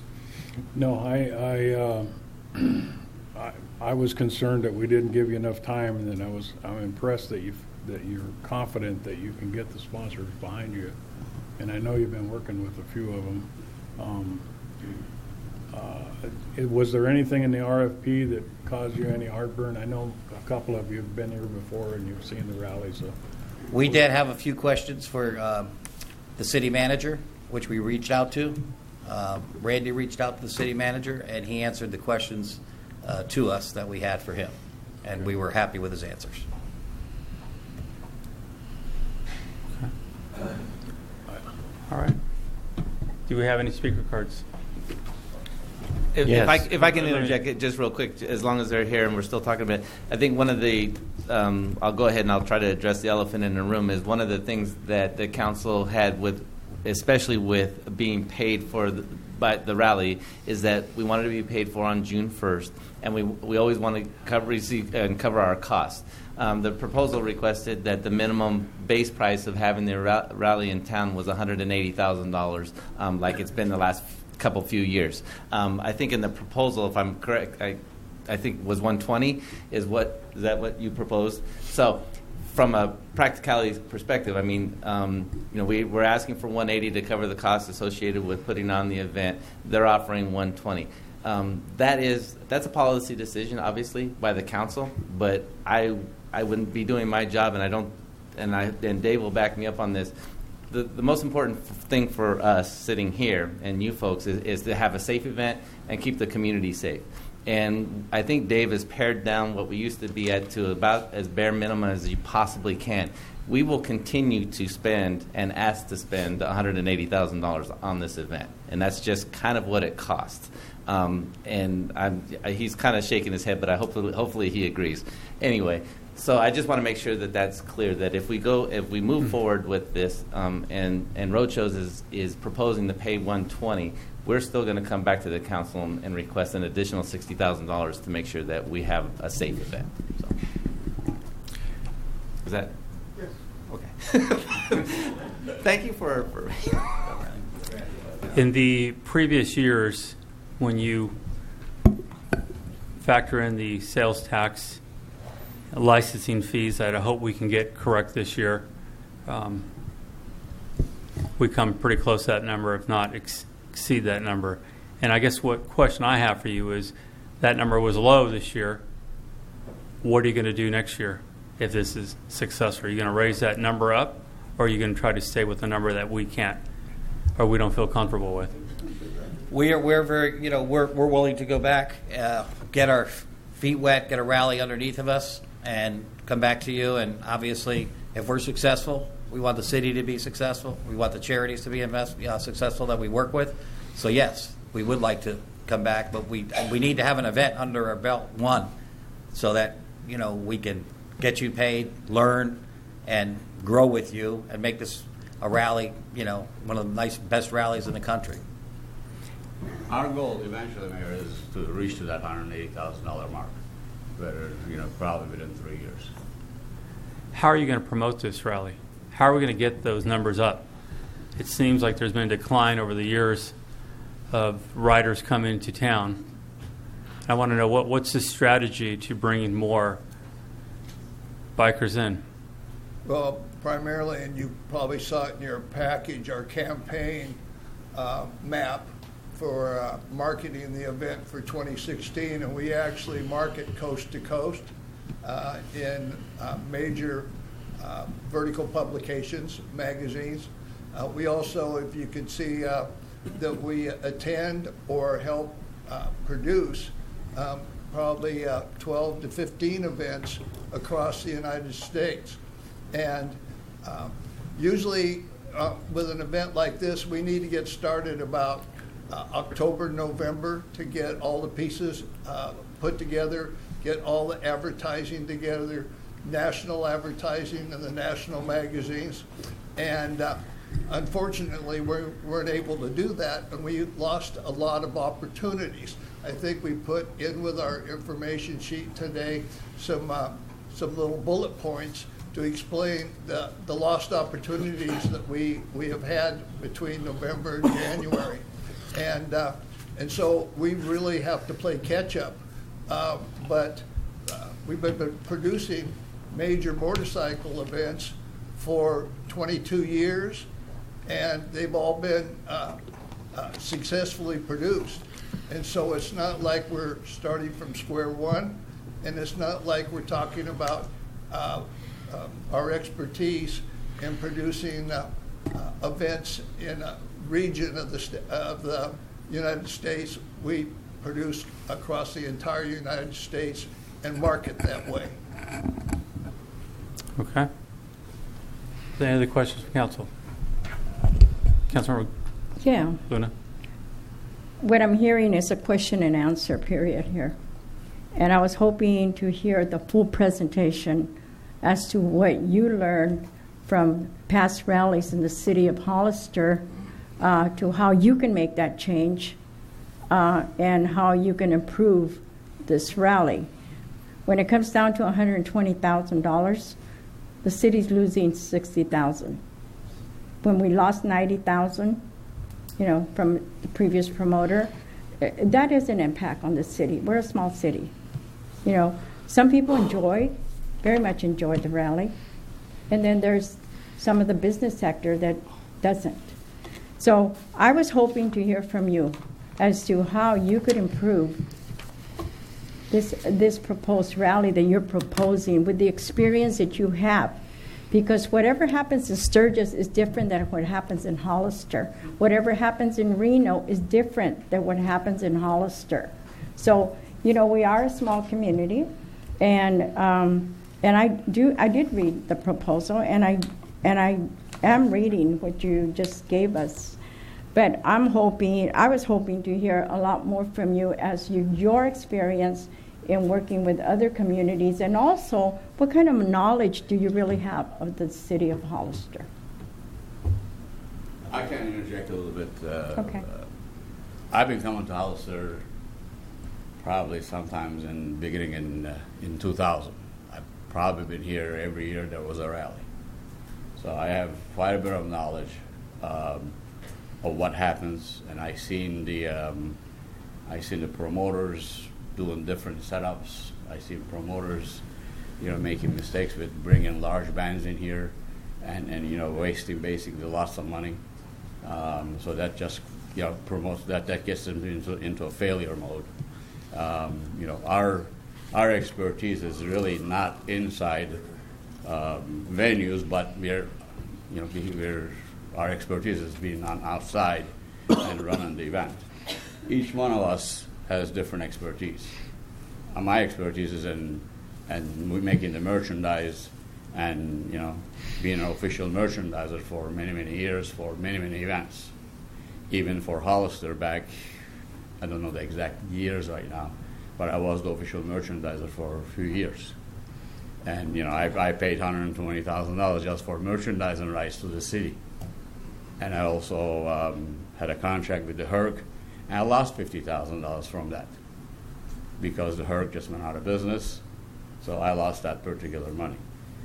I've been here many, many years. I went to California State, Fresno State. So I know the area quite well. I know the mistakes that other promoters have made that we will never make. And that's what I can say. Okay, and one thing I do want to mention, the fact is that I don't know what happened last year where the business license that were originally charged $227 or something like that to every vendor went down to $30 each. I saw the difference in the amount where, the city lost over $30,000. And I personally can tell you that because I worked here for 30 years, and I remember the rally in 1997 and all the other ones that followed, and some were not that great. But you know what? Personally, because I am a local person and I want things to work out, I'm very concerned about business license. You do have to separate it from the contract or the agreement with any promoter. You do have to do that. And also, I have 10 pages here of business license that were issued, for the rally. And that's why I am working right now with the California State Board of Equalization, because I have a feeling that a lot of these may not have paid their taxes, and they were vendors from out of the area. And I need to bring that up because it really concerns me, because I think that any promoter that brings in vendors from out of the area, they're required to have a resale tax permit from the Board of Equalization. They are required to pay those taxes to the state of California because, in the long run, they come back to the city of Hollister. Right. And that's my concern. So I'm thinking, who's going to do that? Well, I can comment you on what you're doing as far as the permits and getting the sales tax. Randy in his shows, he actually gets the reporting done on a daily basis from the vendors and gets that reported, or maybe at the end of the event, that is being compared to what they report versus what the report that he has. Now, as far as the licenses goes, I can only speak for myself. For every year I've been here, I spent over $450 to $550 on permits and licenses and generator license. I spend that money. As a good citizen, I do spend that money every year. Even last year, I can provide you I work with Abraham, in the city. I provide them the plans, I provide them the sketches, and I provide them where the generator is going to be. I work with the code enforcers to make sure it's being grounded correctly, it's being done correctly. So I know as far as myself and my company, I do the right thing. Now it is going to be us, all of us. Probably gonna need some help from, you guys to go and collect that money from the vendors. We'll be glad to collect it and refund it back to you, or we'll direct them directly to your finance office. They will go and get it. I think Randy, you said it's probably. Yeah, it has to be more than $30. I mean, I never heard about $30 before. Yeah, I think this year we're thinking about $31 and change. When we have produced in the past in the state of California on our vendor forms, we have an SR spot for them to put their Board of Equalization number down, and they have to have that filled in before they become a vendor when they pay their money. We send copies of all that to the city so that we have a set of vendor applications. You have the set of vendor applications. All the SR numbers are on there. What we prefer to do is to collect the $31 if that's going to be the vendor price, if I understood that correctly. We would collect it from all the vendors. We would have a list, you would have a list, you would have the forms, we would have the forms. We'll write you one check for all of them. One-stop shopping. Whatever that price is, whether it's $31 or $400, I don't know what that number And is. Commissioner Luna, I understand what you're talking about. A $31 permit for a 3-day rally seems very, very low.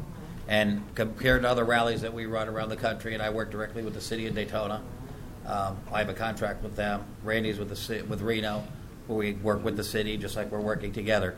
That is extremely low. So the permit fee, I think, can go up, of course, which would be more revenue for the city. So if we bring in 150 vendors at $150 permit fee, that money is going directly to the city. But a 31, I think there was right. We can decide that amount when we talk to the city manager or whatever it might be. But $31, I agree, is a very low number for an event of this magnitude. So I think we could work with that and get the vendors to agree that and make sure that every one of them has paid. And if you need to put that on us, and we give you a list of how many vendors we have, we can certainly write you a check. Also from the Board of Equalization, one more thing I'd like to add, and that'll be it. Also from the Board of Equalization, my company goes and gets a good standing report from them before we come in here. Because I think maybe that's what we require from every vendor to get the same thing. Did you pay your taxes last year? Were you there last year? Okay, show me your letter from the Board of Equalization. And one other... They're only in Salinas. If they don't have it, they can go get it. One other thing that we do in Daytona is when the tax people do come by, they have a record of whether or not you paid your taxes last year. So when we have our 75th anniversary at Daytona this year for Bike Week, we will be promoting the Hollister Rally if we are so lucky to receive the bid or receive the RFP. But they're not allowed to vend the next year if they have not paid their taxes. So the Department of Revenue walks by and says, here's a list. And if they haven't paid, they cannot pull a permit with the city.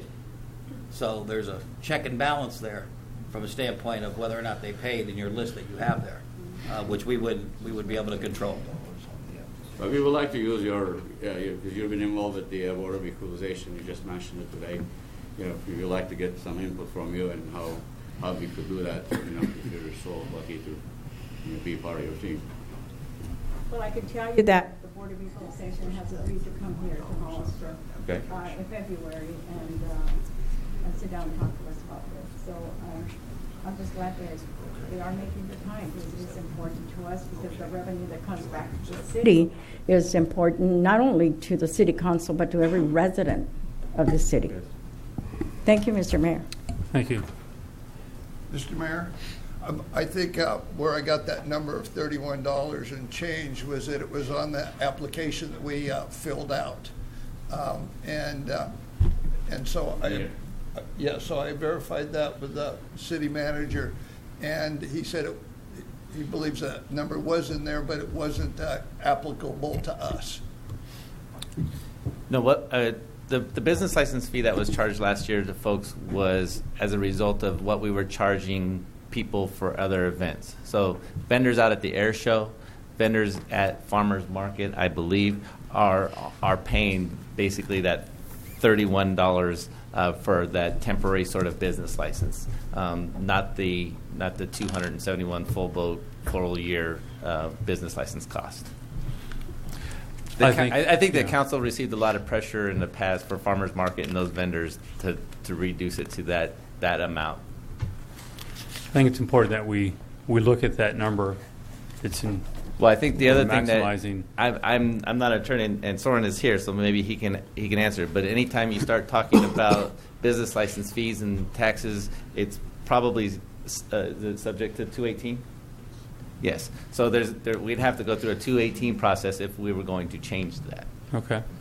The other thing I would like to see, and going back to what Councilmember Loon was pointing out, the sales tax, I think year after year people feel that we aren't receiving it all for different reasons. And I really think it's important that if you're to do this event, we find out what the sales were for all the vendors, and those that are reporting they only made $200 don't get invited back. We should be looking at the best of the best and getting rid of those that keep wanting to claim they made no money here. Because for some reason they all show up the following year when they all lost money the year before. So we need to know what that is, so we're getting the best vendors here, not just those that are playing around with the system. So we make it a successful rally, and we're taking those people that care enough to report properly for the event. With our relationship with Riverside County in Southern California, and I'm pretty sure to be true statewide, is that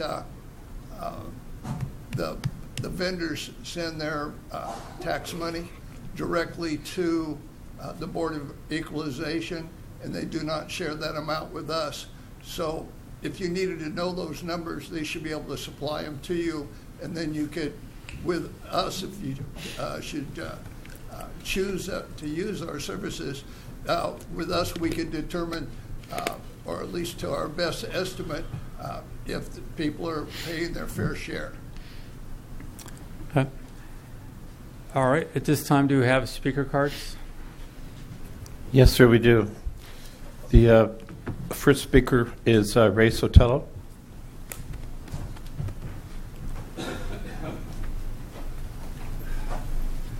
Good evening, Mr. Mayor and members of the council. I'm with Hollister Power Sports here in Hollister. We're the motorcycle dealership here. We have 6 major franchises with our store. We appreciate your support in the past of the rally because it does generate a lot of revenue for the city, and we think it's a great event. And we look forward to your support in the future to bring this event and make it happen. So anything we can do as local business owners here, we'd be happy to lend our assistance in any way and continue to have this rally be here in this city because we think that it's beneficial, it's historical. We think this should be a major event here, and we think the city as a whole can definitely benefit from it if it's done correctly. And I have worked with the promoters here, and I think they're a good, solid group here, and I think they can. I think they have a lot of expertise to add as a result of the past promoters that we've worked with here. So I would lend my support wholeheartedly to support this. Thank you. Thank you very much.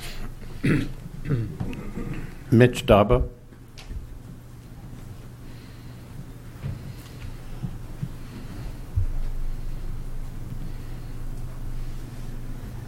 Good evening, Mr. Mayor and City Council members. You know, I just want to, first thing I want to say about the permits, I don't know who set that fee, if that was just because we had that set by other events, but that's totally outrageous because we should be looking at, I've paid for booths at different things that I've gone to, and I've paid a lot of money, but I've obviously returned well for that. And if I didn't make any money, I wouldn't have gone back. But, you know, I grew up in Hollister. I'm a native son. I remember back in the 50s when we had motorcycle events here in our community and motorcycle hill climbs and things like that, with my parents owning a hotel and restaurant. And so it has become, you know, we have some fame when it comes to this event, and it does bring a lot of people from outside of Hollister to Hollister, more than probably anything we do. And so I would really encourage us to go ahead with this year. I commend the gentlemen that are putting it on because they are doing it with not a lot of time, but they have the expertise, and they do. I know that to be a fact. And I know that if they are given the directions of what you want them to do, they will perform. And they will also, this is the year where we've got to gain some momentum. You know, from the prior year, it was not as successful bringing people here. So this year is the momentum year. Next year, 2017, I think we'll even see such a greater event. It's a 70-year one, and so that's another reason to have a lot of people come. But it'll give this organization an opportunity to work out the kinks and things. But they do have the connections, and I'm really excited about that. So I encourage you to look at that. It would be sad if we were to stop it and then start it up again and that sort of thing. That's a terrible thing to do to our community. And so I really encourage you to move forward and get them in here, and let's get this thing organized. And I'd be happy to help and serve on any committee that you have too as a local person. So thank you. Thank you very much. Be careful what you ask for, Mitch. That's all right. Mike Corbin.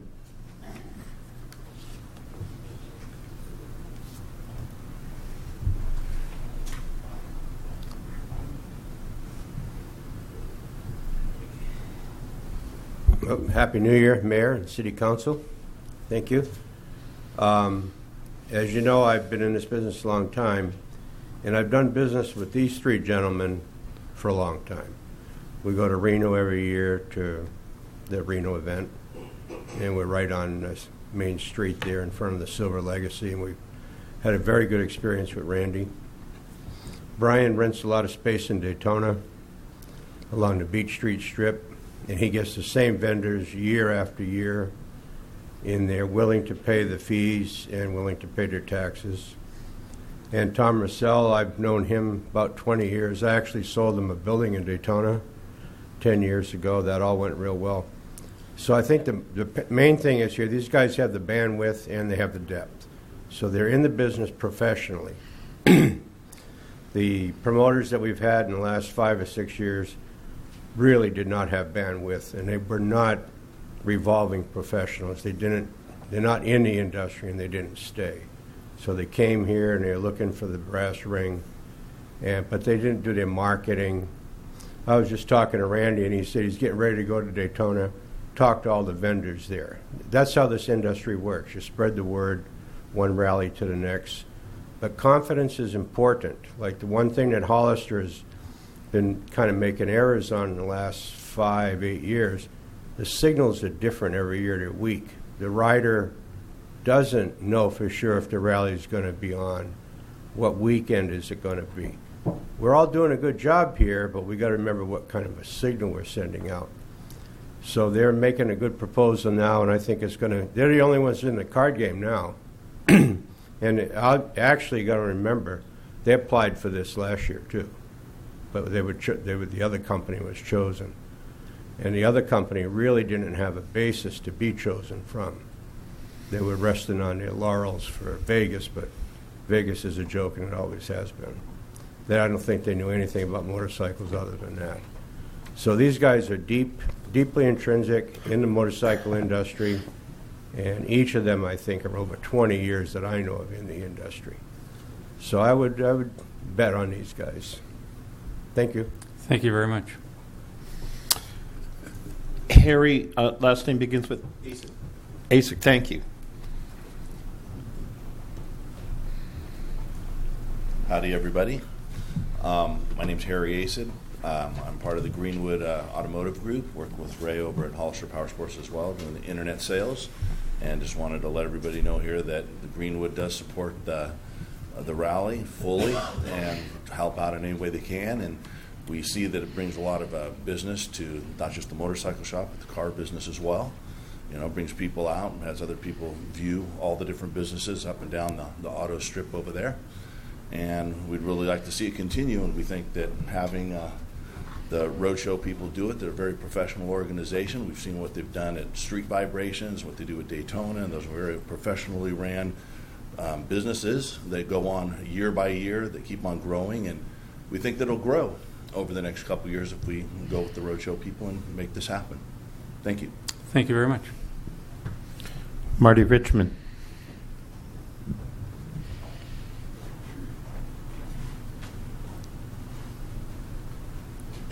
Good evening again, Marty Richard from Hollister. I've often stood here and almost, I think every time I've supported the rally because I have a gut feeling that it's a net plus for the city. And I have a big gut, so when I have a gut feeling, that's a big feeling. I just want to put up a warning flag. Things are not going to be cured in 2016. No matter how good the promoters are, I don't know them personally. Because we're standing here, and it's January, middle of January, and we should have been standing here in September. And I am still disappointed about the way we're managing this, because I don't think we're getting the most out of it. And that's because we're putting everybody behind the eight ball. We can stand here and talk all day long. And I've been to 10 of these where we've tried to solve the problem over the dais while we're standing here talking. That's no way to do planning. You wouldn't plan that way if you were planning something else. So, 2016, it'll be whatever it is, provided you recognize that. And I think you should recognize that right now going into it. Do the best you can. But if you think these problems are going to be solved in 2016, I think you're wrong. I appreciate Council Member Luna's work with the Board of Equalization. That's very, very important, and I brought it up many times. And that's my issue is the poor management and the poor information that we still don't, standing here, can't say what the positive and negative impacts are on the city because we don't know. We don't know. We don't know about the taxes. You're absolutely right. And we should know. That's very important.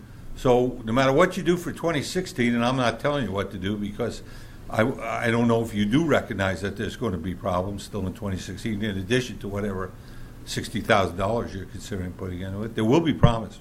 And I don't want to start and stop any more than anybody else. But we have to change the way we do business for 2017 or there will be no upsurge because it's kind of silly in a way to ask, I'm not picking on anybody, but to say what lessons have you learned from the last time? Well, they weren't the promoter last time, so I don't know what lessons they learned because I'm not sure we have a lessons learned list. When I was in the Army and you went out and you did something, the first board that went up was lessons learned. You made a mistake, you put it on the lessons learned list. Next year, bring more pencils. Don't forget a ham sandwich, and the enemy is not stupid. And you put all that up on the board, and then you take that when the exercise is over, and you put in procedures to fix it. And we're not doing that. So I think we need to do that, and I think we need to think about 2017 in a different way. And eventually, you may have to bring this to the voters. And I will end up by saying you may eventually have to bring it to the voters and ask for an advisory vote about whether or not people want to keep it. But when you do that, you will have to present some facts about what it does or does not do. Thank you. Thank you very much. Keith Snow, who writes, we should have a community committee so that people can help and do the run ourselves. Well, what I mean by what the promoter there, he sounds honorable. But look at the whole things been put down to all the special events we do.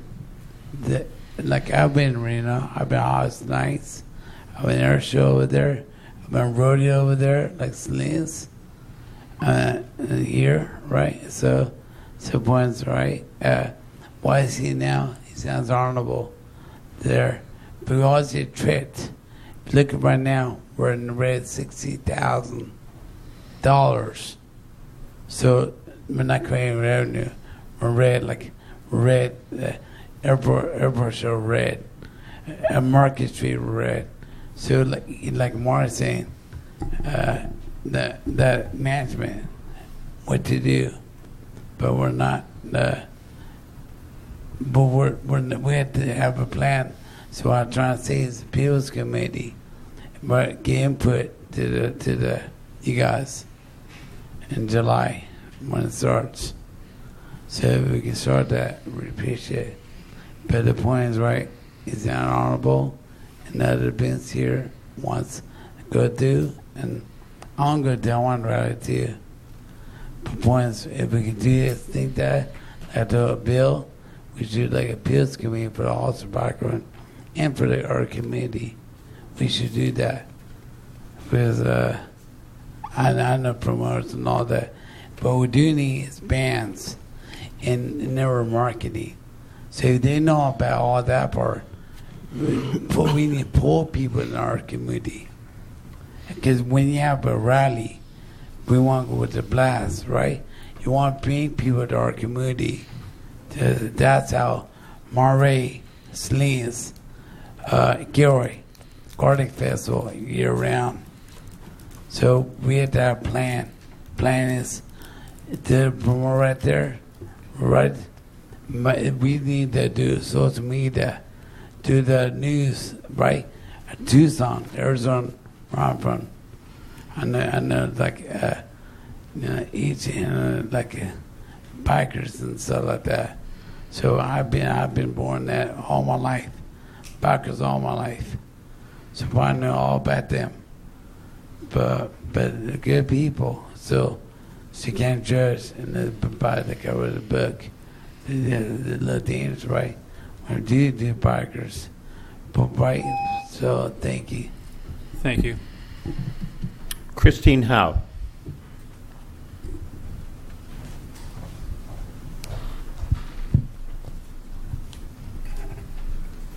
Good evening. In July of 1947, hundreds of veteran motorcyclists came to town for some motorcycle races. Through a series of unfortunate events, a sensationalized magazine article, and a movie called The Wild Ones, Hollister became known as the birthplace of the American biker. Our town and its rally was honored in 1997 when Mike Corbin, Sonny Barger, and Mark Maxwell convinced the world that we should celebrate our history and heritage with the 50th anniversary rally. Ever since 1997, this rally has suffered through political maneuvering, turmoil, chaos, and cancellations. For the last 10 years, I've tried to support this rally, offering hundreds of citizen volunteer hours and spending thousands of dollars of our own money. For 10 years, I've watched as this rally acquired a long list of broken contracts, unpaid fees, and uncollected sales taxes, and an assortment of pending or potential lawsuits. Over the years, I've been in this very chambers trying to explain to this council how the entire motorcycle industry is watching us and our chaos. I've tried to explain how our city's reputation is not so good with most promoters, major sponsors, and vendors. I've tried to point out that you are running out of rally professionals to hire and fire year after year. Recently, I was here in council asking for questions about the rally RFP process. very different than what was required from the citizen committees. I have had questions about, hard questions about a lot of these failed contracts and chaotic plans. On January 10th, I continued to ask questions in the online Facebook town hall meeting. The mayor's response was I was, quote, attacking the attempt to try to find someone else, end quote.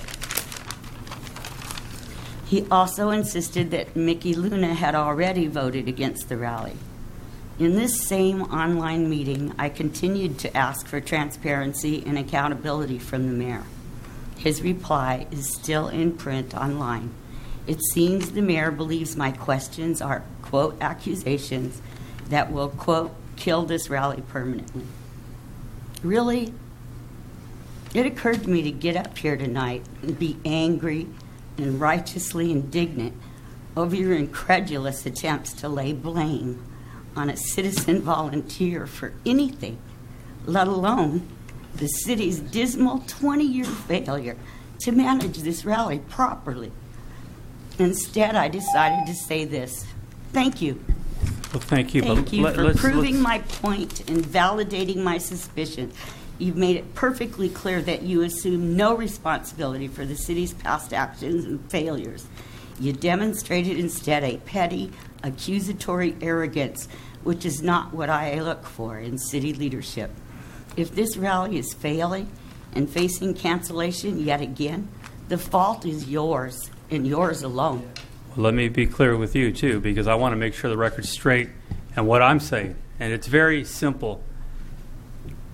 When you're accusing the council of interfering in these rallies, rather than looking at the promoters that stiffed the city, you're not really telling the full story. The full story is as simple as that. If the promoters that were here had paid their bills and been honest with us and not tried to steal the name of the city for their own profit and just did the things they were hired to do or they proposed to do, we wouldn't be talking here. This thing would be settled already. That is what I was responding to. If you want to end the rally, you can keep making accusations about behind-the-scene deals. There is no behind-the-scene deals. I was not involved last year. I didn't pick the promoter. I stayed away. The year before, yes, I did. I was involved. And I pointed out to that promoter very clearly that the city name is for the city. And it's not the promoter's name to take away from the citizens of Hollister. And he has no right to steal the name birthplace of the American biker, as he did. I was not happy about that. I made that clear. I made a lot of things clear to that person. I didn't force him out. No, I'm just pointing something out to you. So we're clear. Clarity here is very important to me. Transparency. There was no backroom dealings with anybody. We want each of those promoters that were here to succeed. Unfortunately, that didn't happen. Not because of this council, but through their own decisions. Hopefully, we have a promoter that's going to succeed here, not because of any backroom deals, but because of their skill to make something work. That's what we're looking for here. Not accusations about some backroom deals and why we should and should not. That doesn't give the community confidence. The truth is the truth. Somebody didn't pay their bill, they're not welcome back. As these promoters would be not welcome back either if they didn't pay their bill. That's why I made it clear to them. If you're going to do this rally, you're going to pay that dollar amount before that rally starts. Just like the other promoter was clear about, but he got away with it. Not my fault. I wasn't here. But you know what? I'll take blame as part of the council. But it's time we do it right and we give it a shot. We all know this is the birthplace of the American biker. We should be proud of that. We should celebrate that. And we should do everything we can to succeed. It's going to take a while. We stopped doing this rally for some reasons I don't agree with. We had a great rally going on. We all know that. Unfortunately, there's people that did not want the rally at the time. They ended the rally. We're fortunate to be talking about it again.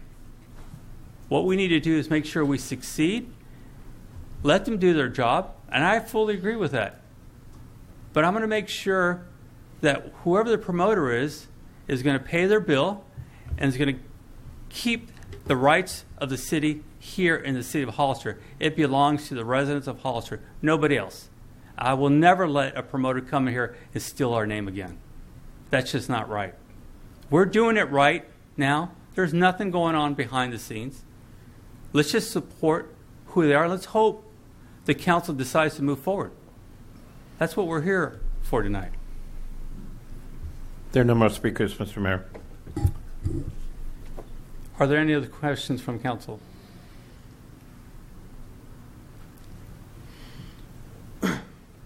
Bill? Yes. I'm sorry? Absolutely.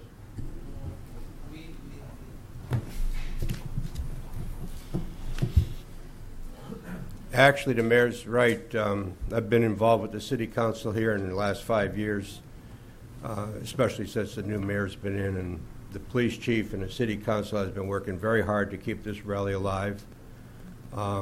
We've had weak promoters. We had one that didn't pay. It is not the city council's fault, though they were not totally in charge or totally in control of selecting those promoters. I'm partially responsible for bringing in one of them. It didn't work out.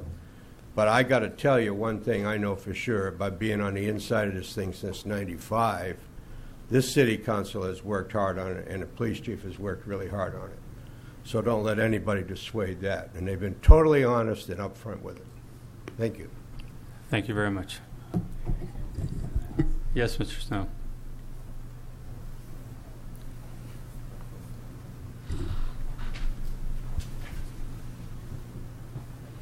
I know our council do gotta be accountable, responsible for what they do in all the actions with the rally.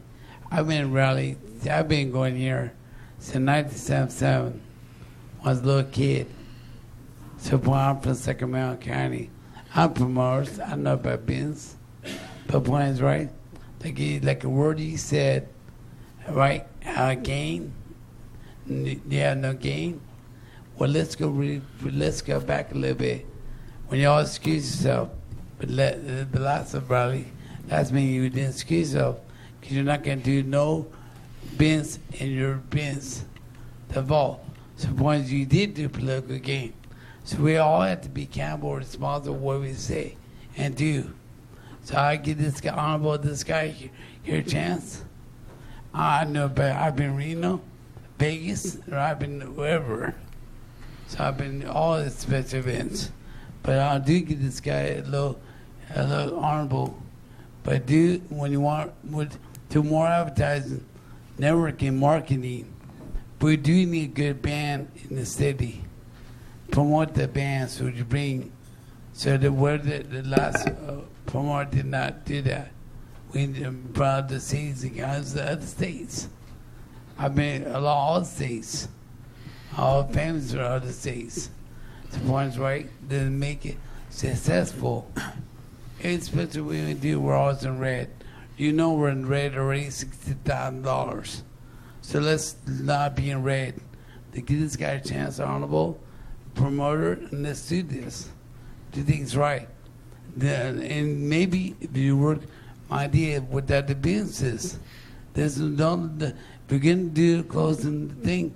But at events, bars and all that, tell events what you do in the council. Don't handle it, do things sickly like a shady characters. Let's do things right.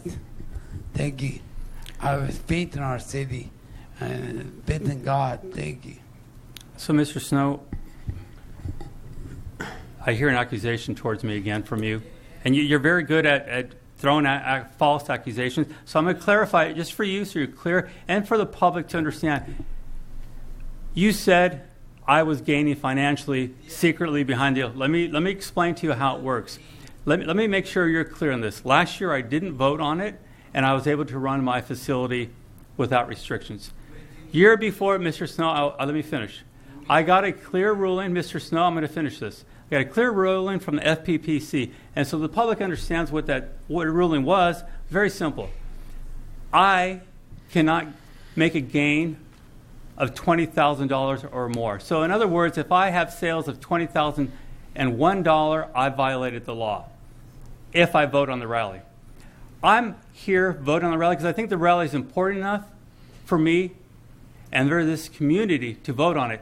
In other words, I'm going to get to lose a lot of money this year because I want to make sure this rally's here for years to come. I'm not gaining, Mr. Snow. So please don't make accusations, false accusations, and understand the law very clearly, because I got that ruling to be clear. I want the public to understand that. I cannot run a facility that's going to make more than $20,000. That is a ruling I got from the state, and I will happily abide by that to make sure this rally runs forward, not only this year, but years to come. That's the ruling, and that's what I'm going with. And in the future years, if I decide not to vote on the rally and I decide to open, I'm doing everything legally, above board. No shady deals happening around here. Thank you very much.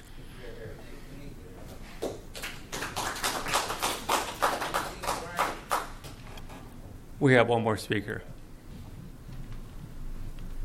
Good evening, Mayor. Elia Salinas. I am for the rally, although I would recommend not to take the 100 and go for 120. I think you should go for the 180.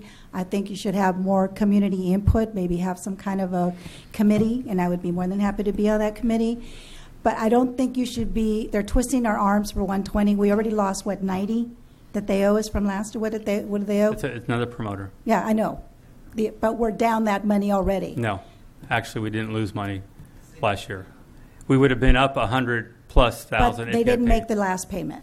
Right, but Right. we did not lose money Okay, last but year. we didn't make the last payment. We're down that money that the last payment was not done. That's what I'm saying. Yeah. So you would be up that money, and now coming down to 120, I don't think is a good idea. I think you should go for the 180, like everybody else. They're experienced. They say they go to Daytona, they go to Reno. They have the experience. They can do it for the money that the Hollister is asking for, and I believe it's probably more economical than they're spending in any other bigger cities anyway.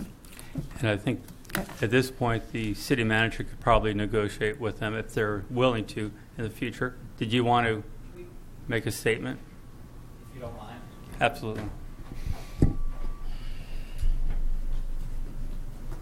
I believe in a city council meeting back in December, it was reported that the city made money at $90,000 during this rally. Is that correct? With the sales tax and licensing, we broke even. Okay. I understand that. Yeah, I really, this is super important to me to be clear to everybody. Okay, it is very difficult to quantify, but part of the information that you can request is what the third quarter sales looks like for the city of Hollister. You cannot find a noticeable blip. Okay, so let's be clear about, we do believe that there is an influx of money that comes in as a result of the rally. But what we're saying, if everybody's going to say that $60,000 of sales tax was earned by businesses in the city of Hollister, that means that, let's say, every person spent $100 that came here in a business on taxable sales that weekend. It doesn't show up on paper. It just doesn't. And furthermore, I think that as we've seen tonight, we are still paying bills for last year. We paid $6,250 to AMR for a contract. So when it is difficult for us, and that's why all agencies charge us throughout the year. It's very difficult for us to tell you how much an event costs. That is why we have got it down to about $185,000, $186,000. Maybe one year was a $193 or whatever it was. It's close, and we understand that it's important, but it doesn't go from 180 to 90. It just doesn't. Okay. So, and I know that that's not your saying. I'm just kind of saying that. I just remember as a hearing that general in the term. city council meeting. The fact is that we would love to get to 180, but we can't get to 180 this year. That can't happen. Do you want another promoter to come in here and bid 180 and lose, $50,000? Well, I don't think that's fair to us to do that. So we've obviously put together a profit and loss and vendors and sponsors and what we think we can do, and came up with what we thought was a reasonable number for us. Now, can that number change, moving forward? Of course. As we grow the rally, we want the city to grow. We want charities to grow. We want all the businesses to make money. But at that number, we figured we would have to bow out. We could not spend that money the first year, this year, after the press that's been in the newspaper and so forth, and try to get people here to make money. It just can't happen for us. And how late we are also, I'll just add that too. And how late were we in the game? 3 months in. Okay. Out of the game. Thank you very much. So, City Manager, at this point, is this an action item or is this a... Yes. So what I would like is again, I think I laid out kind of two alternatives, and there may be an alternative to one of the alternatives, but I would like there to be a motion. One is the first option can be make a motion to direct staff to begin negotiating with Roadshows Incorporated to have an event in 2016. The other alternative would be to have direct staff to prepare a resolution to bring back to your next meeting to postpone or cancel, however we want to word the rally. I want to make it very clear that, again, I think the City Council has been very supportive of the rally. The city's been very supportive. You have a police chief that's willing to work with almost anybody on the rally.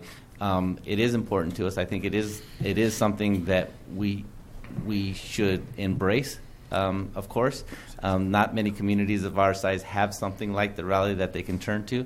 But at the same time, again, I don't necessarily want to be in a position where we don't break even. And again, there's a lot of risk and some reward in having an event. If, like I said, we had a shooting a couple of years ago that people have seemed to forgotten about. We're still paying for that. That's not showing up in any of the rally bills. We have officers' time and overtime and a lot of other things that go along with that. Those are risks that the council, I want to make sure that they understand and they take. So, again, one alternative, direct staff to negotiate the contract. If not, a resolution at the next meeting to cancel or postpone. That's what I think that we need to have. And then we can start working on the 70th, if that's the direction of the council. Thank you. Councilmember Clower, you had a comment? Yeah. And I apologize because I'm going to say some things that probably aren't going to excite the room. First of all, Mr. Mayor, without getting too deep into it, the fact that we even have people bringing up a conflict of interest is a problem. So I'm just going to put that out there, and I won't go any further than that. My next question is, where do we even get $180,000 from? Is that a police department number? Is that a city manager number? It felt kind of arbitrary when that came up last month. So we started working on this in 2013, the first event, and the first draft was $266,000. That was the first draft, and then I put all the pieces together, took out the things that I knew we definitely did not need, and looked at it day by day from kind of the whole perspective of public safety, knowing that we would need folks from the yard to help us set up. I factored those salaries in and over the weekend and sort of extrapolated on that. I actually was a little bit low the first year. The next year came, and we realized we had some holes in it from the original budget. So we added a little bit more on that. So each one of those pieces we put together, and that's how we came up with the first one at 134 and change, and the second one at 183, I believe is what it was. So it was about 183 last year? That would be the 14 one. Last year we just settled at 180. 180, okay. And did you feel that we were staffed as well as we should have been at 180,000? Well, we didn't fill out all of the slots we needed, as we've actually talked before on this. So had we done that, because of the dates, we would have been okay. We were actually slim last year. Okay. And when we look at this $180,000 number, and I asked this before, so I know the answer. It's a rhetorical question. Does this account for any of our executive staff time? No, we didn't factor staff time or meetings on it. We did about 6 or 7 meetings on it as well. And I'm guessing that you and the police captains and everybody else in the department spends a pretty fair amount of time on rally prep. Yeah, we do it the last 90 days or so, we actually spend a lot of time on it. Before that, we start about October with planning. Okay, so part of the problem that I have with whatever number that we have, if it doesn't include staff time, then what are we looking at in terms of an opportunity cost? Because if the police department's doing this and not doing something else, then it's just not dollars and cents. There's something that the community's not getting for having the rally. We don't know how much that cost is. We don't know what that opportunity cost is. So I have a major problem with that. I made that a point in December when this came around, that if the police department had an extra 400 hours, 500 hours, that there's probably some other things that they would be doing. Maybe it's a fireworks ordinance that we can actually put in place. I don't know. It's an example, but there's something to that.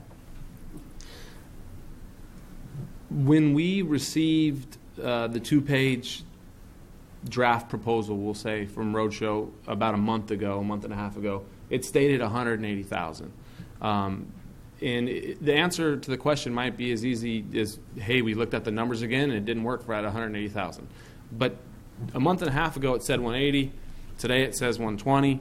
There's something to that. If it's just it didn't pencil when you looked at it again, I understand. But you brought a proposal kind of at 180,000, and now we have the full proposal at 120. So that's a question mark for me. I have a problem starting off at a loss with this, and I'll explain why. And that when we weren't starting out at a loss, we still lost money on the contract. If we don't look at the Board of Equalization and the sales tax that was involved, I don't think we've washed on the contract in several years without really getting down into it. I don't think we've gotten close to even having a promoter do what they said they were going to do. I understand that we could look at it as the $60,000 loss. If it's $60,000, it could be more. If that might be an economic development investment. You could look at it that way. But in most cases, I don't think that we're going to sit here and say that we should take a $60,000 loss on anything. If it was a development proposal, the big term is fiscally neutral. This proposal, the way it sits now, is not fiscally neutral if we can't say how much we're getting in terms of sales tax coming in from it, if we can't say how much we're losing in terms of opportunity cost. If we even stop there, I have a hard time with it. But if you go further and we look at the safety issue involved with the rally, and a simple question, and the chief and I have had this conversation before, is can we put on a quote, in quotation marks, a safe event? And it sounds like when you talk to law enforcement, a safe event doesn't exist with a motorcycle rally. Now, I voted for the rally last year, and I don't regret that decision at all. There were some really tough conversations that led up to the rally last year, from the time that we voted for it to the time that it happened. And the type of conversations that you don't want to have. I have an issue with the safety aspect to it. I have an issue with the insurance liability. If the city's looking at making, even if it's $50,000, is it worth putting an extra 40 cops on the streets for a weekend when something could happen? When we sat here and had the discussion about whether or not we should spend $47,000 on the expanding the homeless shelter, one of the main reasons that I voted yes was because staff made the argument that if we do this decreases our liability from having the police and the fire having to go down into the river and help somebody if something happens. If that point can be made in that situation, then we have to at least look at it in this situation, because this is a much more dangerous situation than having people live in the river, at least for our police and fire department. Like I've said in the past, I'm not passionate about the rally one way or another. I like to go to the event. It's nice, but it's got to make sense for the normal person who's living in my district. And I don't think it makes sense for District 3 to sit here and take a loss on it. And I understand there's a build-up to it, but I think that the last couple promoters probably said the same thing too, that, hey, this is going to be a rough year, but then we'll do better next year. And I'm not going to try to commingle roadshow with the other promoters, but if we sit up here and we don't learn from what we've done, and you know, the council probably hasn't done an outstanding job over the last 20 years with this rally. But what have we learned from it? I don't know, and I don't think that jumping into it with somebody else when we don't have any hard numbers is really a great decision either. So that's kind of where I sit at this point. All right. Thank you very much.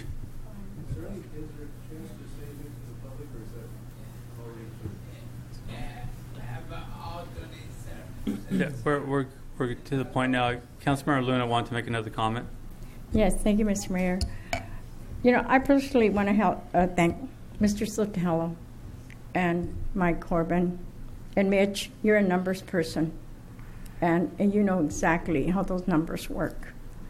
And my recommendation at the last meeting in December was to form a committee, a community committee, and look forward to the 2017, because that's the biggie. Look back to 1997 when Barry Johnson was city manager, and he brought up the idea, and then all of a sudden everybody jumped into it. When we had a committee meeting here, it was, I think, every law enforcement agency was here and community. And they looked over the plan and they went with it. You know, I think it's important enough that the rally does happen, but maybe not 2016, but 2017.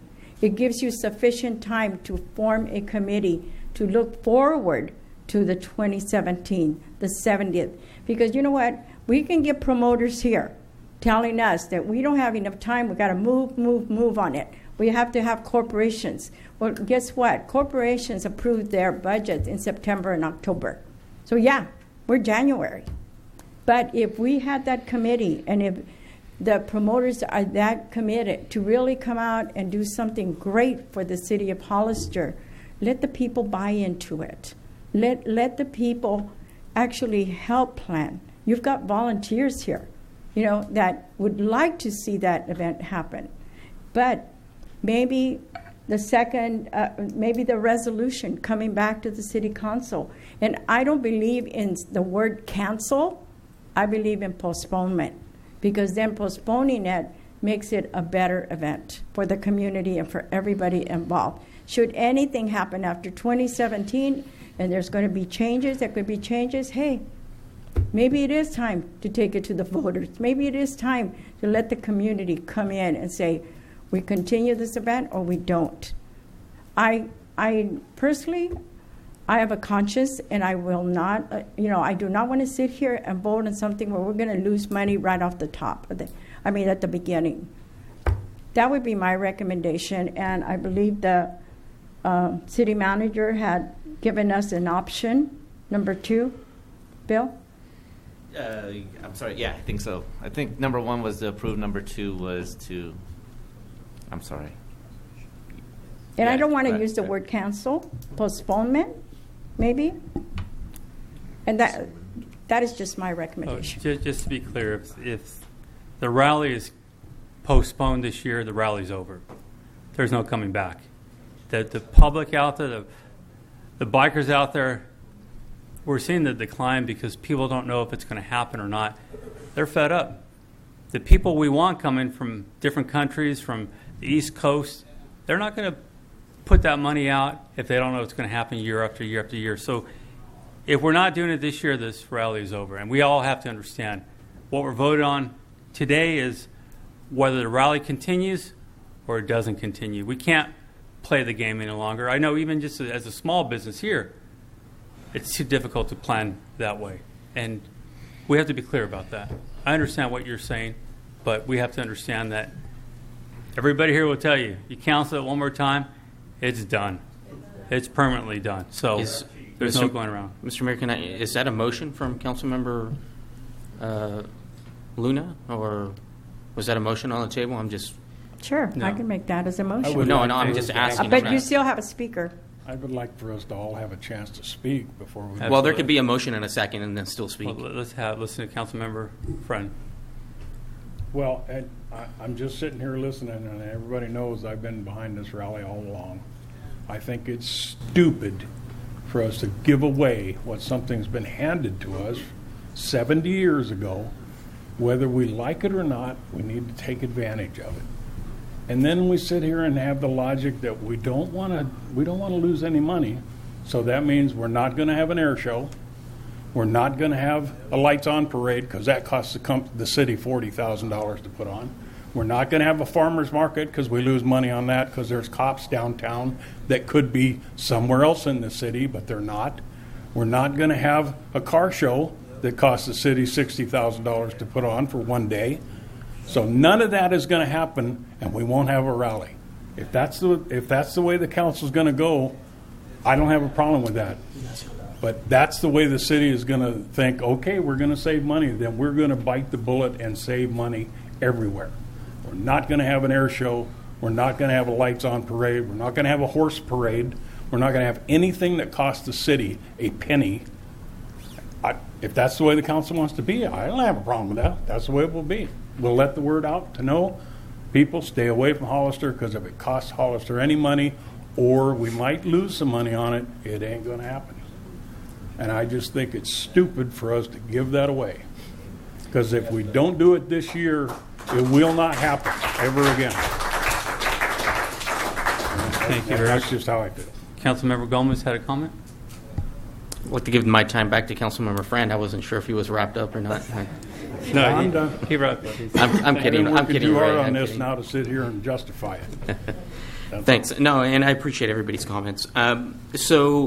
So I mean, we're kind of looking at recouping, at least trying to recoup these costs, and we're at $120,000. If we are accurate with, though we're not, with our projected sales tax, obviously it has to be at least, $3 million in money being circulated at least once to get our 2% back. And I'm disappointed. I'm not going to lie. I'm pretty disappointed that we can't figure that out. It would seem simple enough that we should be able to figure something like that out. But it is what it is. I do have a question, Billy. Last year for business licenses, how much did we recoup? Can you remind me? We charged, was it about 100? Did we issue about 100 licenses? It was about what was it? Like 4,000. So 4,000 something divided by $31. Okay. And then we have, as I was talking to Randy on the phone, as I said, we charge $31 for the business license for the weekend. Anybody who has a tent that's greater than 10 by 12, so your normal easy ups at 10 by 10 don't require a building permit, but anything bigger than that, your 10 by 20s is what we usually see. The building permit fee for that is $101. The city also gets a permit money from the 3 or 4 generators, and why I mentioned the 3 or 4 is because last year we ended up with 3 generators. There's a nominal building fee for that, and then there's a nominal building fee for the stages. So those are the 3 areas that the city collects money directly related to rally activity. So on page 353 of our packet, which I think is page 3 of the promoter's proposal, he states that he is going to pay for permits. So behind those permits, there's going to be fees. I'm assuming behind pulling those necessary permits. Is that correct? It says Roadshows Incorporated shall obtain all necessary permits associated with the event. So I'm assuming, obviously, they would have to pay for those permits. Yes, and what generally happens is that we always try to work it where we're not dealing with each individual vendor.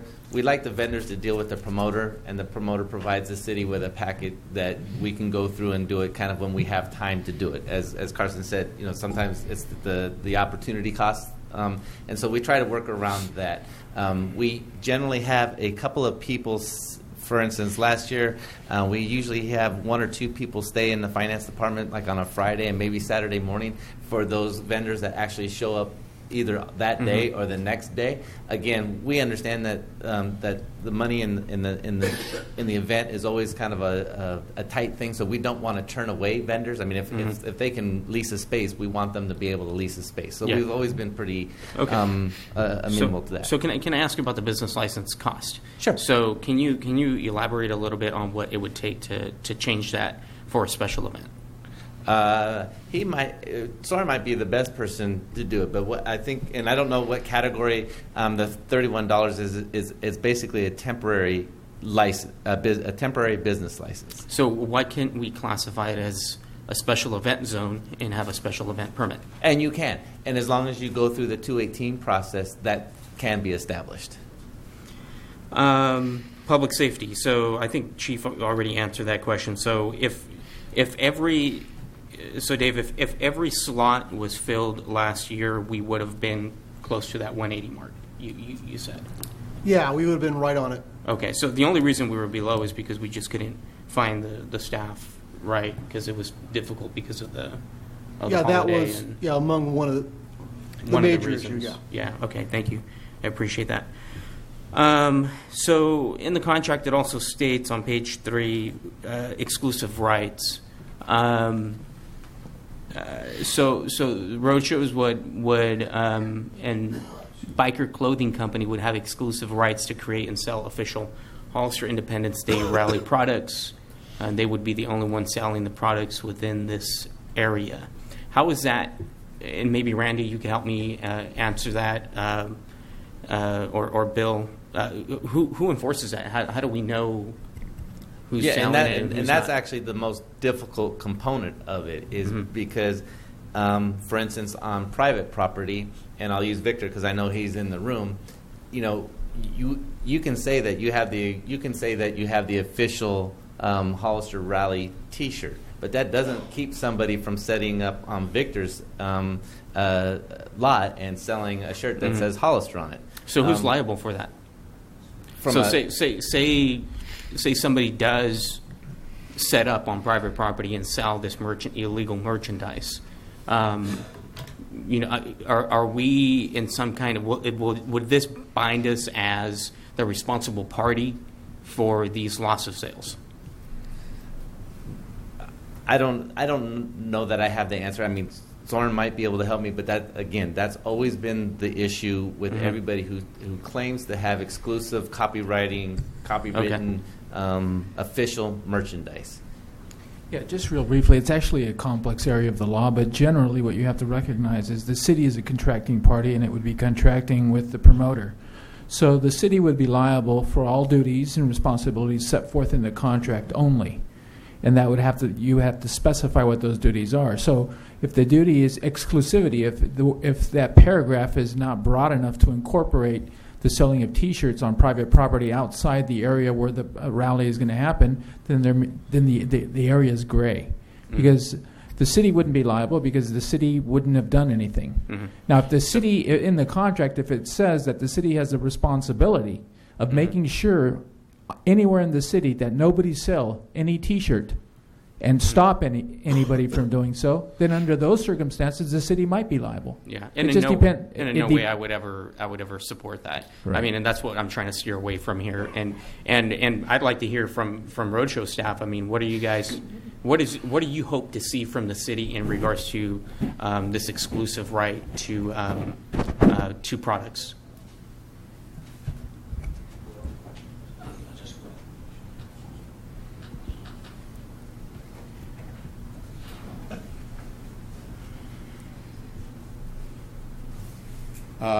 I would like to see what we stated in the contract or proposal to you guys, to have it having the exclusive right to sell the products within the confines of the venue, city limits, or within the confined areas of the event. Okay, so private property isn't necessarily within the confines of a venue. Is that correct?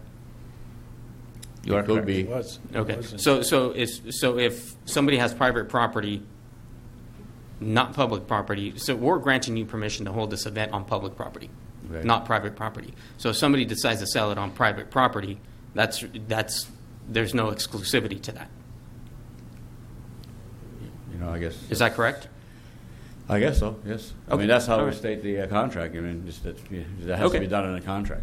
All right. If it's stated, yes. If it's not, Okay, and while I have you up here, on page 353, again, it states, volunteer organizations, Roadshows Incorporated will solicit nonprofits or nonprofit organizations to assist in duties within the venue. Why? What do they Randy, what do they get for You it? worked on that. I didn't. Why would they want to be involved? I guess is the question that I have. Well, the Well, they have 501c, is this on? The 501c3s,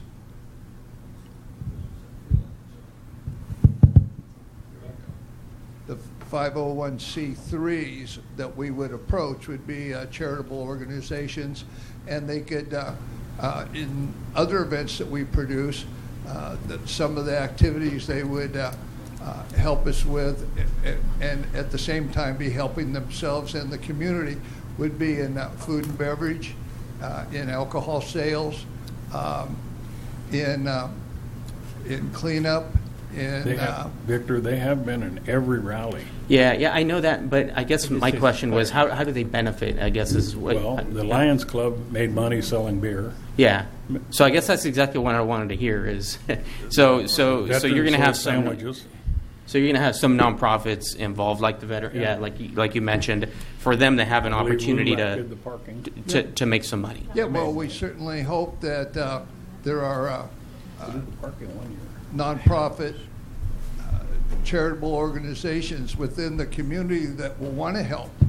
Okay. I mean, we would be, And you see them as potentially having the opportunity to Benefit make some from money, this, benefit yes. from it financially. Definitely. oh, absolutely. Okay, great.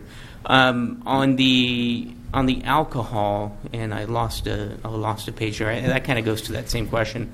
Alcohol sales request exclusive rights to sell alcohol beverage within the garden or within that area. So that's kind of what you're thinking with that as well. Are you guys thinking about managing that or having a nonprofit be involved in that? We're thinking about managing ourselves, but obviously we will ask for some help from the nonprofits, and then we will, they will get some financial benefits accordingly. And I'm not too familiar with these events, though. I love Virginia City, and I was there actually like the week before Street Vibrations, and I was kind of disappointed. I came on the wrong weekend, but I definitely want to take a look at that. But I do know that obviously alcohol would probably be important, right? An important component of the sales to balance yourself off. I mean, again, we will not be able to maximize it in the very first year, but eventually, you will get there to contribute to the $180,000 mark you guys are looking for. I would like to add something. I've been in this room probably a lot more than 10 times. I was in here when you guys were looking for $300,000. I offered that to you. You guys look for $400,000. I offered that to you. It was not accepted. Oh, no, we don't want to have the event. We don't want to do this. We want to do that. I mean, obviously the business model has changed. I'm going back, in the 1980s. And so business model has changed. So those numbers have changed.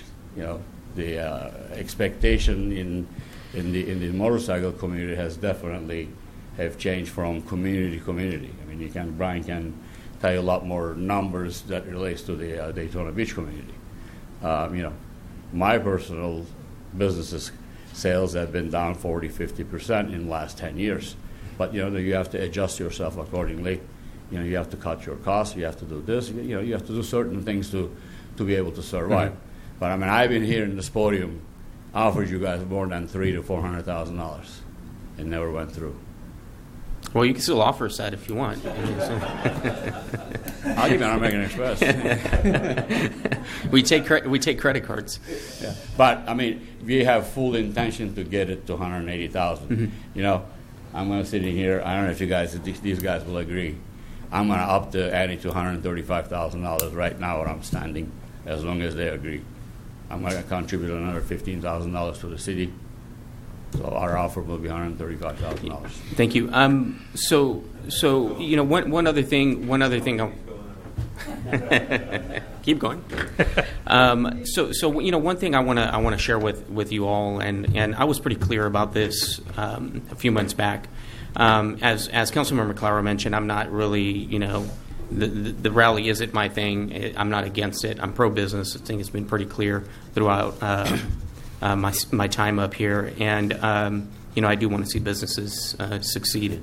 And I do understand you have to turn a profit, right? I mean, that's what you have to do. There's nothing, even though some folks want to make folks that make profit evil. I don't agree with that. I made plenty of profit, so if you think I'm evil, that's too bad. I think that we've had, as somebody stated, some. We'd like to see a little bit more consistency in the rally. We've had promoters come and go, and that's not good. It's not an image that we want to maintain. And I'm not going to get into the whole debate about what we've done right or wrong. That wasn't my intention. I totally understand. But I think overall, what we want is the opportunity to build a relationship with somebody and with a promoter that we could actually trust. I was pretty clear in the past where I mentioned about working with some shady folks, and that's still obviously still a concern to me. I want to make sure that we build relationships with promoters and folks throughout the community and the state that we could benefit from one another. You could succeed, you can make your money, and so could we. And I think we could get to that point. So I just wanted to share that, and I appreciate you answering these questions, staff as well. So thank you. Thank you very much. Mayor? Any other questions? Mayor? Yes. If I might, and I should have done it the last time when I was at the podium, but I wouldn't be too hard on yourselves as far as like, gee, we haven't had luck in the past. We do produce on a national basis, coast to coast. And let me tell you, Hollister is a wonderful city. The Hollister Independence Rally is a wonderful rally. I've been coming here and monitoring it for 8 years. And the question was brought up that, well, what are we doing wrong? What could you do different? We can come in here and produce a first-class show like we have been, for instance, in Reno, for 22 consecutive years. And consistency, if you're in like the food and beverage business or the hotel business or entertainment business, consistency. And the difference between mediocrity and excellence is attention to detail, and we're a very detailed corporation. Commissioner Gomez, I just wanted to let you know that as far as the alcohol is concerned, the reason we would like to obviously take a little bit of the lead on that is to get liquor companies and so forth to become sponsors, which obviously a local charity group wouldn't have those kind of contacts, so that we could use them and create some more sponsorship money in that area. The second thing I wanted to say was we're spending $120,000. It's up to 35. Did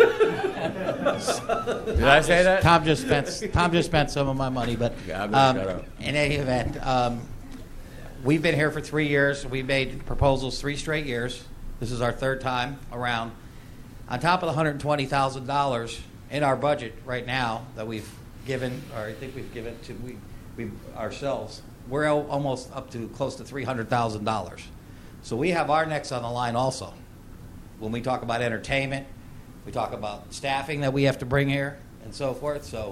So we understand what you're saying about you're risk in it and losing some money, but we also have risk in it. If we have rain one day on a Saturday, we're cooked. We're cooked. So we're also we're a partner with you guys. We want to be a partner, like Randy said, for a long time, and build a relationship with the local community and with the city. Thanks, I appreciate those comments, Mr. Mayor. I have a quick question to Billy. When are we expected to have the hotel completed? Sorry, this is kind of offline a little bit. I apologize. I know that they're probably It'll be after the rally. Will it? Cause, Okay. Yeah, because I would imagine that, you know, buildings like that always go up relatively quick, and then the finished work, as those of you that are in construction, it takes forever. I mean, and especially doing 100 rooms. So it's probably not going to occur before. I can't imagine them being open before July 1st, but if I hear something different, I would be more than happy to let you And know. that's not going to have any effect on my decision, but just more out of curiosity. So thank you. I appreciate that. Okay, thank you very much. At this point, we're at the decision stage. And is there a motion? I'd like to make a motion that we allow the staff to go into negotiations on this. Okay, there's a motion. Is there a second? There, and you know, if somebody makes an offer, I'm going to hear it out. And he did mention $135,000, so I hope that's part of that discussion. And I'm going to second that motion. So okay, there's a motion. Second. Can we have a roll call vote, please? Hold on. So the motion is just saying that we would like to start negotiations or continue negotiations. We're not talking a number. Well, it still has to come back for final approval. The contract will have to come back for final approval, but I think what I'm asking for is that if you want to consider adopting a contract, again, I think that time is of the essence for both parties. I think if they feel relatively comfortable walking away from this meeting tonight, they're going to start working on the rally regardless of a contract. I don't want to speak for them, but I'm assuming that's probably what's going to happen. So, I would like to get something done probably this week so that we can make the first meeting in February. It certainly can't go later than the second meeting in February. If we have to have a special as part of one of our either the medical marijuana or something, or maybe part of the budget if we adopt it at that time, we'll get it done as quickly as possible. But I think what I would like from you folks tonight is this, is that if the offer is $135 and that's what the contract is going to be, you're going to save me a ton of time, because then it's just about me, Dave, and them sitting down and ironing out the small details, and I don't have to deal with the money aspect of it. So, and I would agree with that. So there's a motion and a second for 135 and moving higher as we speak. And we'll have a roll call vote, please. Councilmember Clower. No. Councilmember Gomez. Yes. Councilmember Luna. No. Councilmember Friend. Yes. Mayor Velasquez. Yes. The vote is 3 votes for and 2 against. Thank you very much, everyone, for taking the time, spending a lovely evening with us. We're going to take a 5-minute recess here. Yeah, I got to go.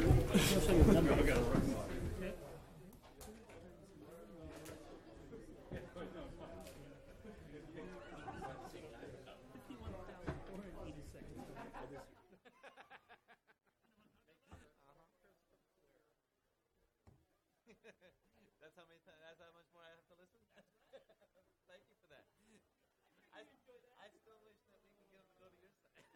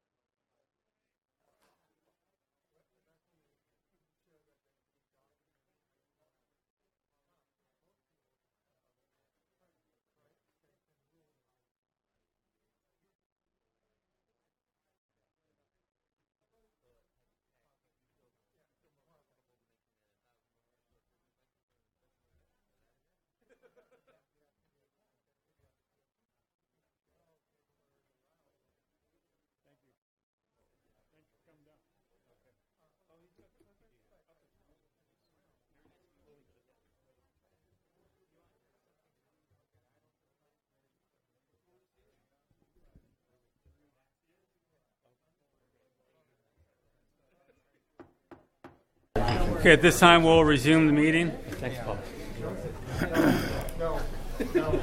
We'll move to item G4. Where in the hell are we? Oh, You have 5 minutes, Abraham. Go. No. Should be listening to that. Thank you. Thank you, Mr. Mayor, members of the City Council. Good evening.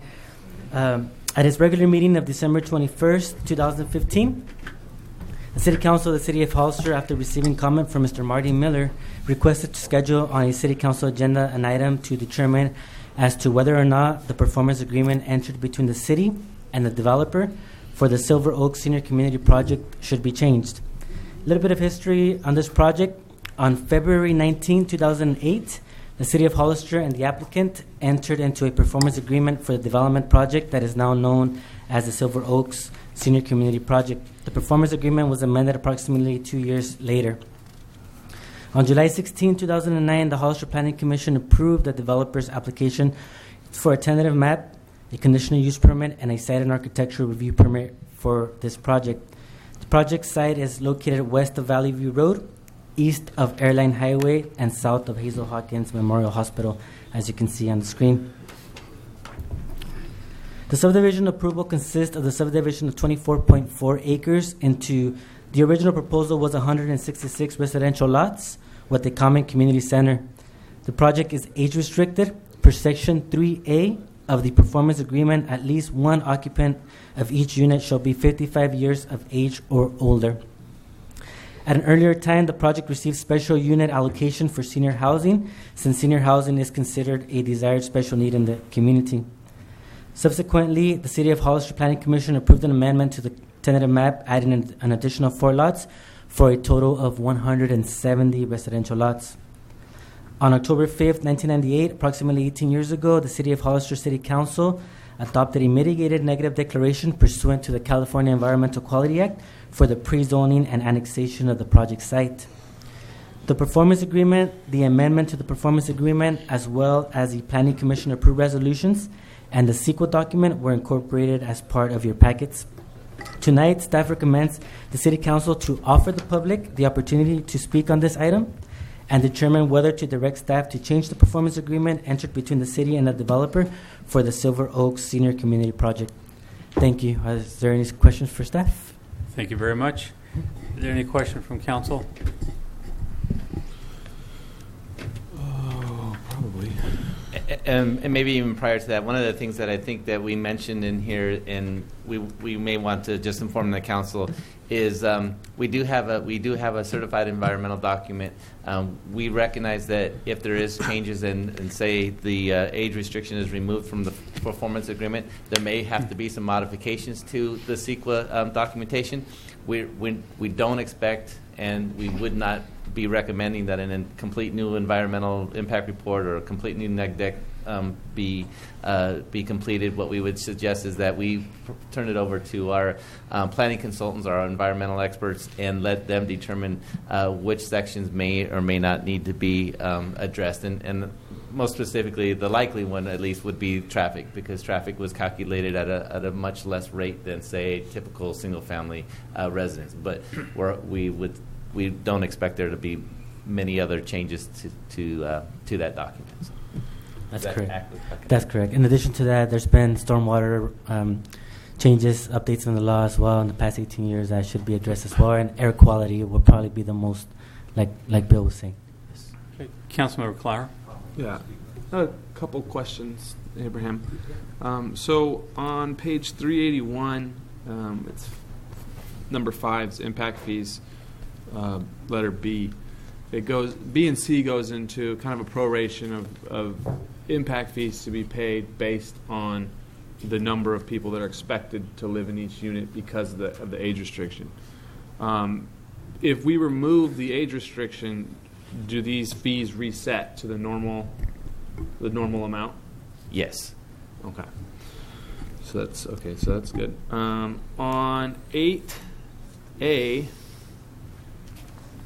affordability in lieu fee, it goes in to state that the developer has an obligation to provide 40% of the project as affordable housing, and if I'm reading this correctly, or $3.4 million.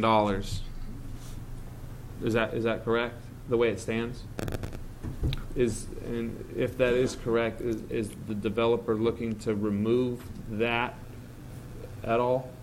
I believe, well, they are here and ready to make a presentation, but I think they are going to request that as well. Okay, then I can save some of my questions for that. Okay. On 8, well, there's 2 B's on 8. That's not good. 8BA? There's 2. Where's the other one in here? Okay, on page 388, letter D. Apologize. It's under affordability / in lieu fee. Letter D states that no price or income restriction will be placed on the resale of any affordable homes.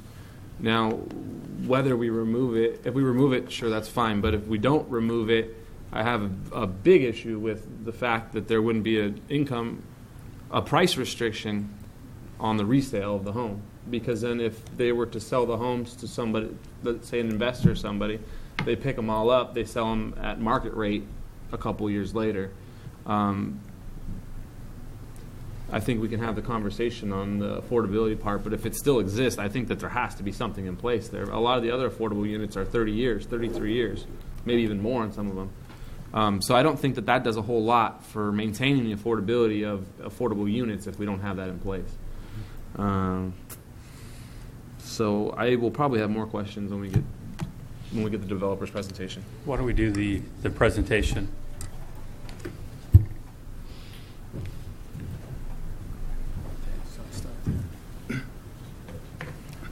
Mr. Mayor, member of the council, I appreciate this opportunity to speak before you. As I mentioned before, we really don't want to be doing this. We had hoped that this project would be built and completed and serving the city by this time. Unfortunately, we have not been able to get construction financing, even though we've tried for a good 3 years now. And when we couldn't get construction financing, we put it up for sale, and no developer would buy the project. And the main issue was that the banks didn't want to fund a restricted project, age restricted or any restrictions, and no developer wanted to build one. So we're here tonight in force. The members, key members of our team are here, and there's over here is Mark Garcia. He's my construction partner, and then Mark Santoro is my equity partner, and then over there is my son Jeff, and he's my family partner. I'd like to start by just, there's 2 members that are not familiar with this project at all, and there's only 2 members that have actually voted on the project in the past. So I think it's prudent just to go through a couple of slides to give you an idea of exactly what the project is, why we think it's important to Hollister, and why we think it's important to move ahead and give us this removal of the age restriction. So there are up there. What you're seeing there is a slide of the community center, the design of the community center, a rendition. It's separated, and right next to it is a 100-year-old oak tree that we're preserving. There's several oak trees on the site that are worthy of preservation, and the site was designed around these oak trees so that we could preserve them for the community. To the right of that oak tree, which not is pictured there, is a separate exercise facility, exercise center as well, and then in the back is a pool, and I'll show you more about that in a slide or two. And so when we started with, when we designed this project, we started looking at what are senior needs. Actually, when we started talking about the project, my original partner was Marilyn Richard Ferreira. We were sitting around a table one time and saying, is there a project that we can do that really is a benefit to Hollister And yet we can still, as developers, make a few dollars, but also the project would be a significant contribution. We came up with the idea of a senior project because there was nothing in town like it. And Marilyn and Richard pointed out that seniors, when they reach a certain age, there's nothing here for them. They're forced to move to get the facilities and the access to services that they typically need. And when we started querying seniors in town, we found out that, in fact, there was a very large group of people, some 40 or 50, who attended every single council meeting and spoke in favor of this project. And unfortunately, that was 12 years ago. And here we are, and we're still not there yet. So the senior needs that we tried to address was, number one, the socialization idea. And that, essentially, if you think about the cycle of life, you move to the town, you buy a house, you raise your family. Your family and your children grow up, and then you're left behind while the neighborhood changes behind you. And new families come in, and you start to become isolated as a senior. And what a community like this offers is the ability to live among people of similar age and interests, as well as providing the next bullet point. Oh, I'm sorry, I need to change the slide. What happened here?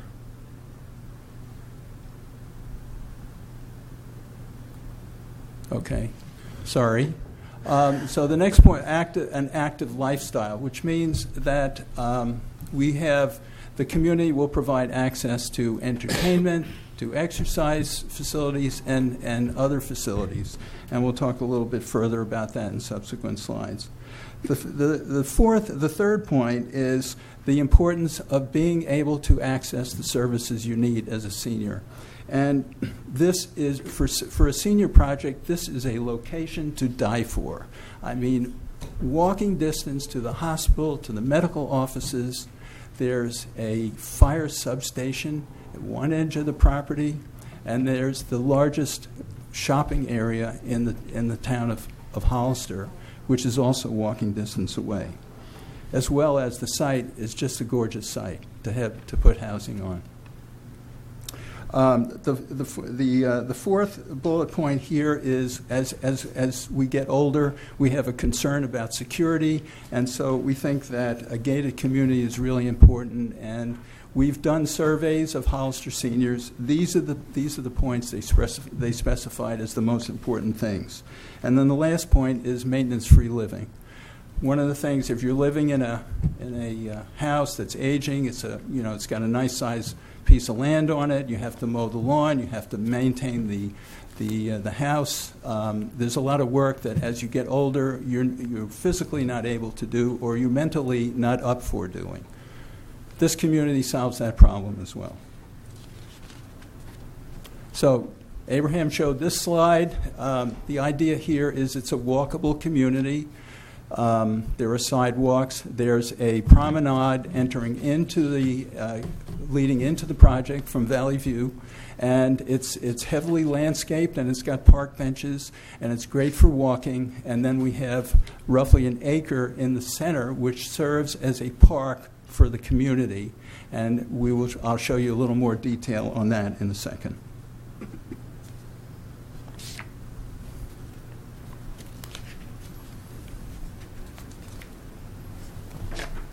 This is hard to see. This is a layout of the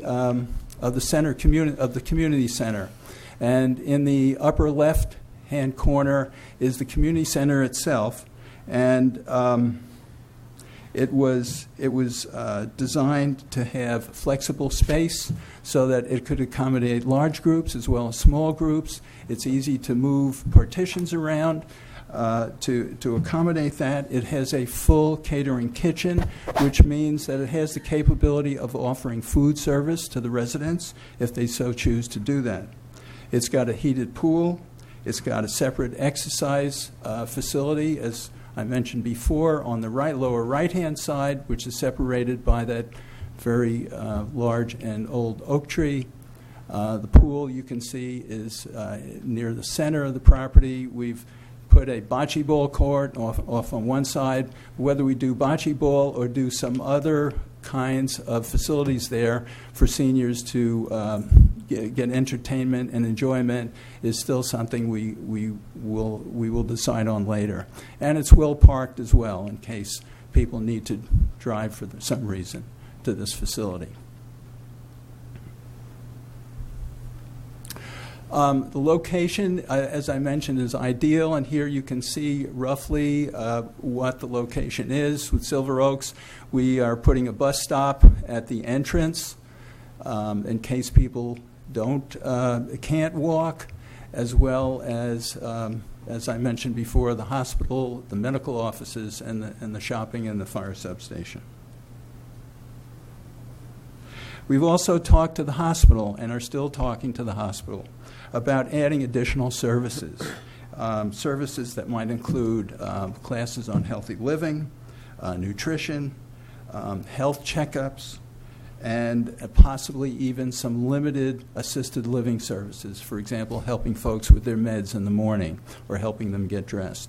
And we have not come to any agreement with the hospital, but we're talking about that. And we're encouraged because we're basically putting the hospital's primary target market, people who need their services, right next door to them.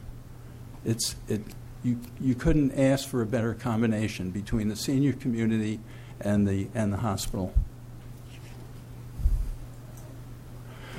Here again, this is just a picture of the gate to stress the importance of the security aspect of the community. The homes themselves, the lots and the homes themselves, are all designed specifically for senior living. They're small lots that do not require maintenance. They could have a garden plot in them. There's a patio. That's about the size of it. The homes are smaller, more affordable homes.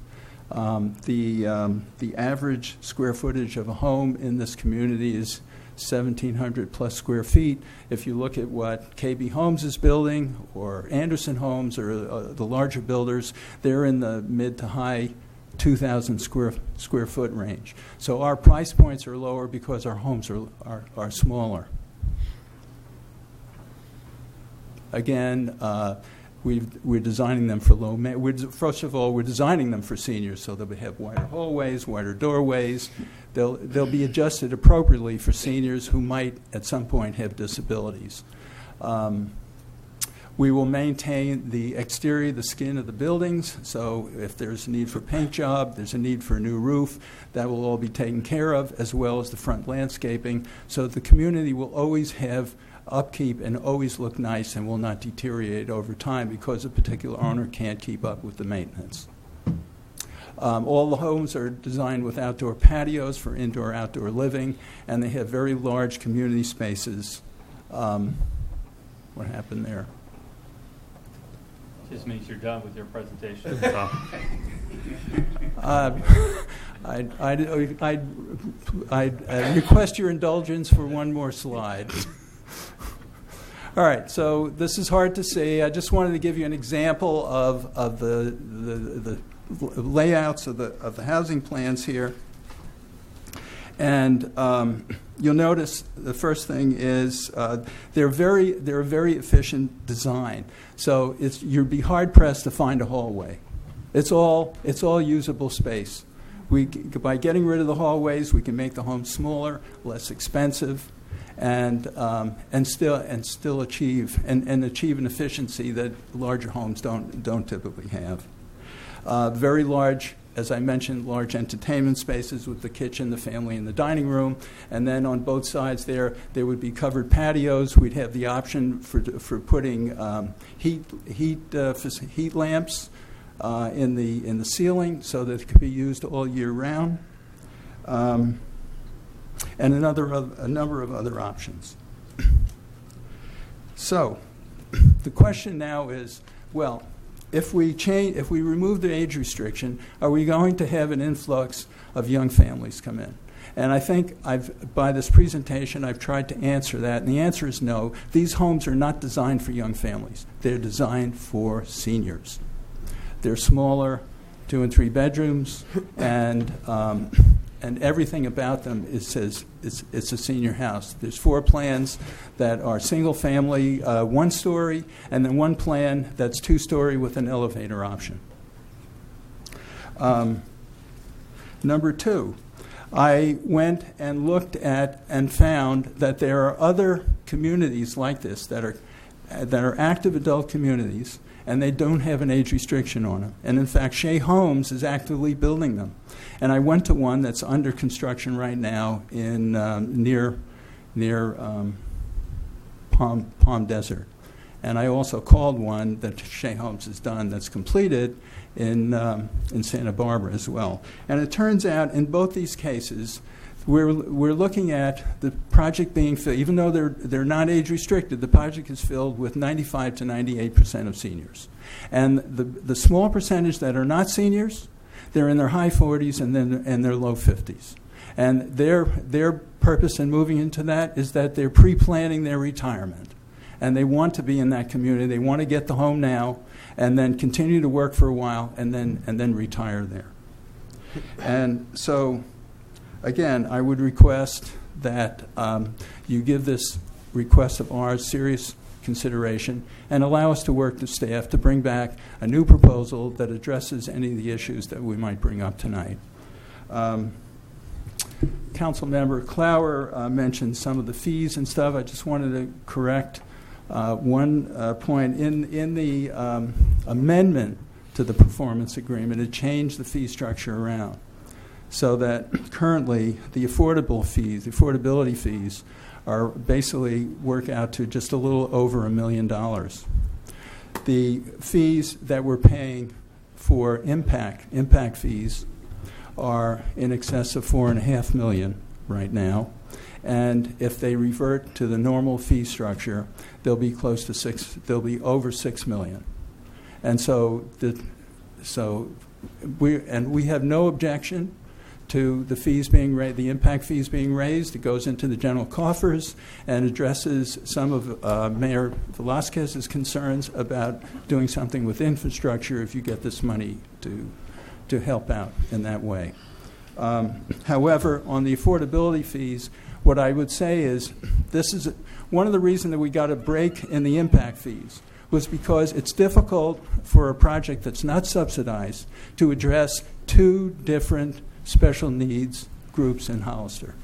We are really focused on seniors, and we'd like to keep that focus on seniors. And we would ask that since the impact fees would go up, you would consider eliminating the affordability fees. And also in response to Councilmember Clower's comments is we do have the choice of either building the affordable housing or paying the fee. And so the market has moved up so much that the affordable housing price points have lagged way behind at this point. And so from a financial standpoint, if we have to pay the fees, it would make sense to go ahead and pay the fees and not actually build with affordable housing. So we're not looking at affordable housing at this point. We're looking at whether you essentially move the fees over to the impact fee and the general fund, or you leave some of them in the affordability place and some of them in the impact fee. I want to stop at this point and give my partner Mark Santoro a chance to say a few comments. I'm just to break while you digest all of that because Marty's got a lot of details and can certainly answer any questions you have. So I've known Marty for a long time. We've been friends for a long time. And Marty asked me if I would be willing to participate in this project that he and Marilyn had put together. Marilyn, for various reasons, had felt it was time for her to get out, but she really wanted to see the project go forward, and so did Marty. And so I became involved as Marty's partner instead of Marilyn to try to carry the project forward. First, I went and looked at it, and because I didn't know much about senior housing, I came and took a good look at the site. It's a beautiful place to want to live. I would hope my mother could live in a place like this. It's just a great location for a senior housing project, and just for all the reasons Marty had mentioned. Mark Garcia then pointed out to me that we really only had to sell 169 units because his aunt, that is a longtime resident of Hollister, never wants to leave here and wants to one of the houses reserved for her. So I figured, okay, that's one down. I think the important thing to realize here is we're not actually asking to change the project. We still want to build a senior project. We still plan to target seniors. We're not asking to change the project at all. What we need to do is remove the word senior from the thing so that we can get financing for it. We've tried for years. A bank will not do that, but if we have a senior targeted project and we just remove the word senior housing from it and we still market it the same way, we still have 90-some% seniors living in it, then they're willing to finance it. And then instead of, I think everybody benefits. Your seniors benefit. Your people that are going to move into the homes that the seniors that would move out of in Hollister have a place to live and raise their families. We did a focus study. A lot of people showed up, wanted to get in line to buy the places, and we just can't provide them because the banks are short-sighted, in my opinion. So I think there's a lot to be gained in Hollister, and it'd be much nicer than having a big mud hole there. So really all we're asking is just to remove that one word so that we can get the thing built. Thank you for your time. Okay, thank you very much. All right, do we have questions from council? Councilmember Luna? Yes. I would just, is this the Anati property that is up higher off Airline Highway? Yes, it is. Okay. We purchased it from Angie Anati in 1998, and we've been trying to get this project going for the last 18 years. Okay. How many units are you talking about? 170 units. 170? Yes. And all are senior citizens? Yes. They're all on small lots. The smallest lots are 3,750 square feet. The largest lots are around 6,000 square feet. Okay. That was my question. Nope. I've been through this for 12 years. I know this project very well. I'll give you my view on this. You sold me on the senior part. I'm having a hard time buying the other part as far as opening it up and hoping seniors are going to buy this. I think some will, but I think a lot of families are going to come in. So if we're going to change it, what I'd rather see would be the townhomes Councilmember Clara was talking about earlier that are actually more affordable for families, but have an association, provide some of the housing that we need. Actually, it'd be 200 units, be 10% of that 2,000 number, I believe, across the 200 units. So I'd like to see it either as a senior. I really love this project as a senior housing, and that's a couple of reasons. It's not putting the stress or the strain on our schools, and it's not putting the strain on the roads in our community. It's seniors coming in. Seniors have a tendency to have disposable income. They can go out and spend money in the community. I'm really pro senior projects. But if you're looking for a way out and changing that, I'm not going to buy the argument of we're going to change it and 95% of them are going to be seniors, because they're not going to be. There are going to be a lot of families trying to move into their first-time home. Palm Desert's a different community. Santa Barbara is a different community. So if that's going to be the case, why not redesign to do townhomes that are actually more affordable for a lot of members of our community, police, fire, teachers, all those that need the affordable homes without it being affordable. So that's where I stand on it. I don't want to see it going into just another development. We can do that anywhere in the city. Every developer and their brother is trying to come into our city now. A few years ago, no. Would have been a different story. But we have the issue we're dealing with right now, and I'm concerned about those issues I brought up earlier.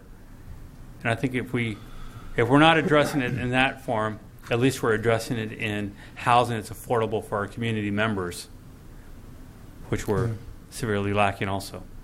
All right, so if I could respond to that, first of all, I would point out that in the KB project, which those houses were not designed for seniors, and they did not market to seniors. A third of their buyers were seniors. And the seniors that came into that project said, we want a senior project, but we can't find it, and this is the closest thing to it.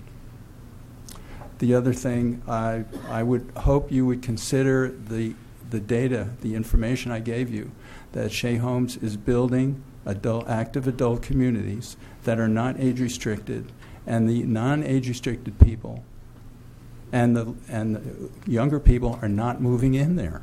It's not built for them. It's not marketed to them, and they're not moving in. What's moving in, the youngest folks are in their high 40s. And the other point I would make is the houses, the community, everything is designed for seniors. If we were going to change the project so that we could bring in younger families, we would have to come back to the city and redesign the houses so that they were less designed for seniors and more designed for the general public. We would come back and redesign the community center so that, or maybe get rid of the community center so that it increased our bottom line or addressed more younger kids with playgrounds and stuff like that. We're not doing that. This is a senior project. It's called the Silver Oaks Active Adult Project. We're not changing the name. Everything is for seniors. And our expectation is that our experience will be the same as Shea Homes and some of the other builders that are doing these types of communities in other states besides California. And so I hope you would take that under consideration. And I appreciate that you brought the first part, Mayor Velazquez, that it's important to address the senior community in Hollister, and I believe this project will do it. If you don't vote for the project, it's not going to go anywhere. You're just going to see dirt out there. If you ask me to change the project, then we have to go through a whole new environmental impact study, and we'll spend a year and hundreds of thousands of dollars redesigning this project, which I'm not sure that we even have the money to do at this point. We have put close to $8 million into this project so far, and we're about at our wits' end at this point. We really need for you to allow us to try and get a loan, and if we can't get a loan, to sell it to another developer. And the only way that's going to happen is if you just remove that age restriction and give us an opportunity to make this happen for Hollister. Okay.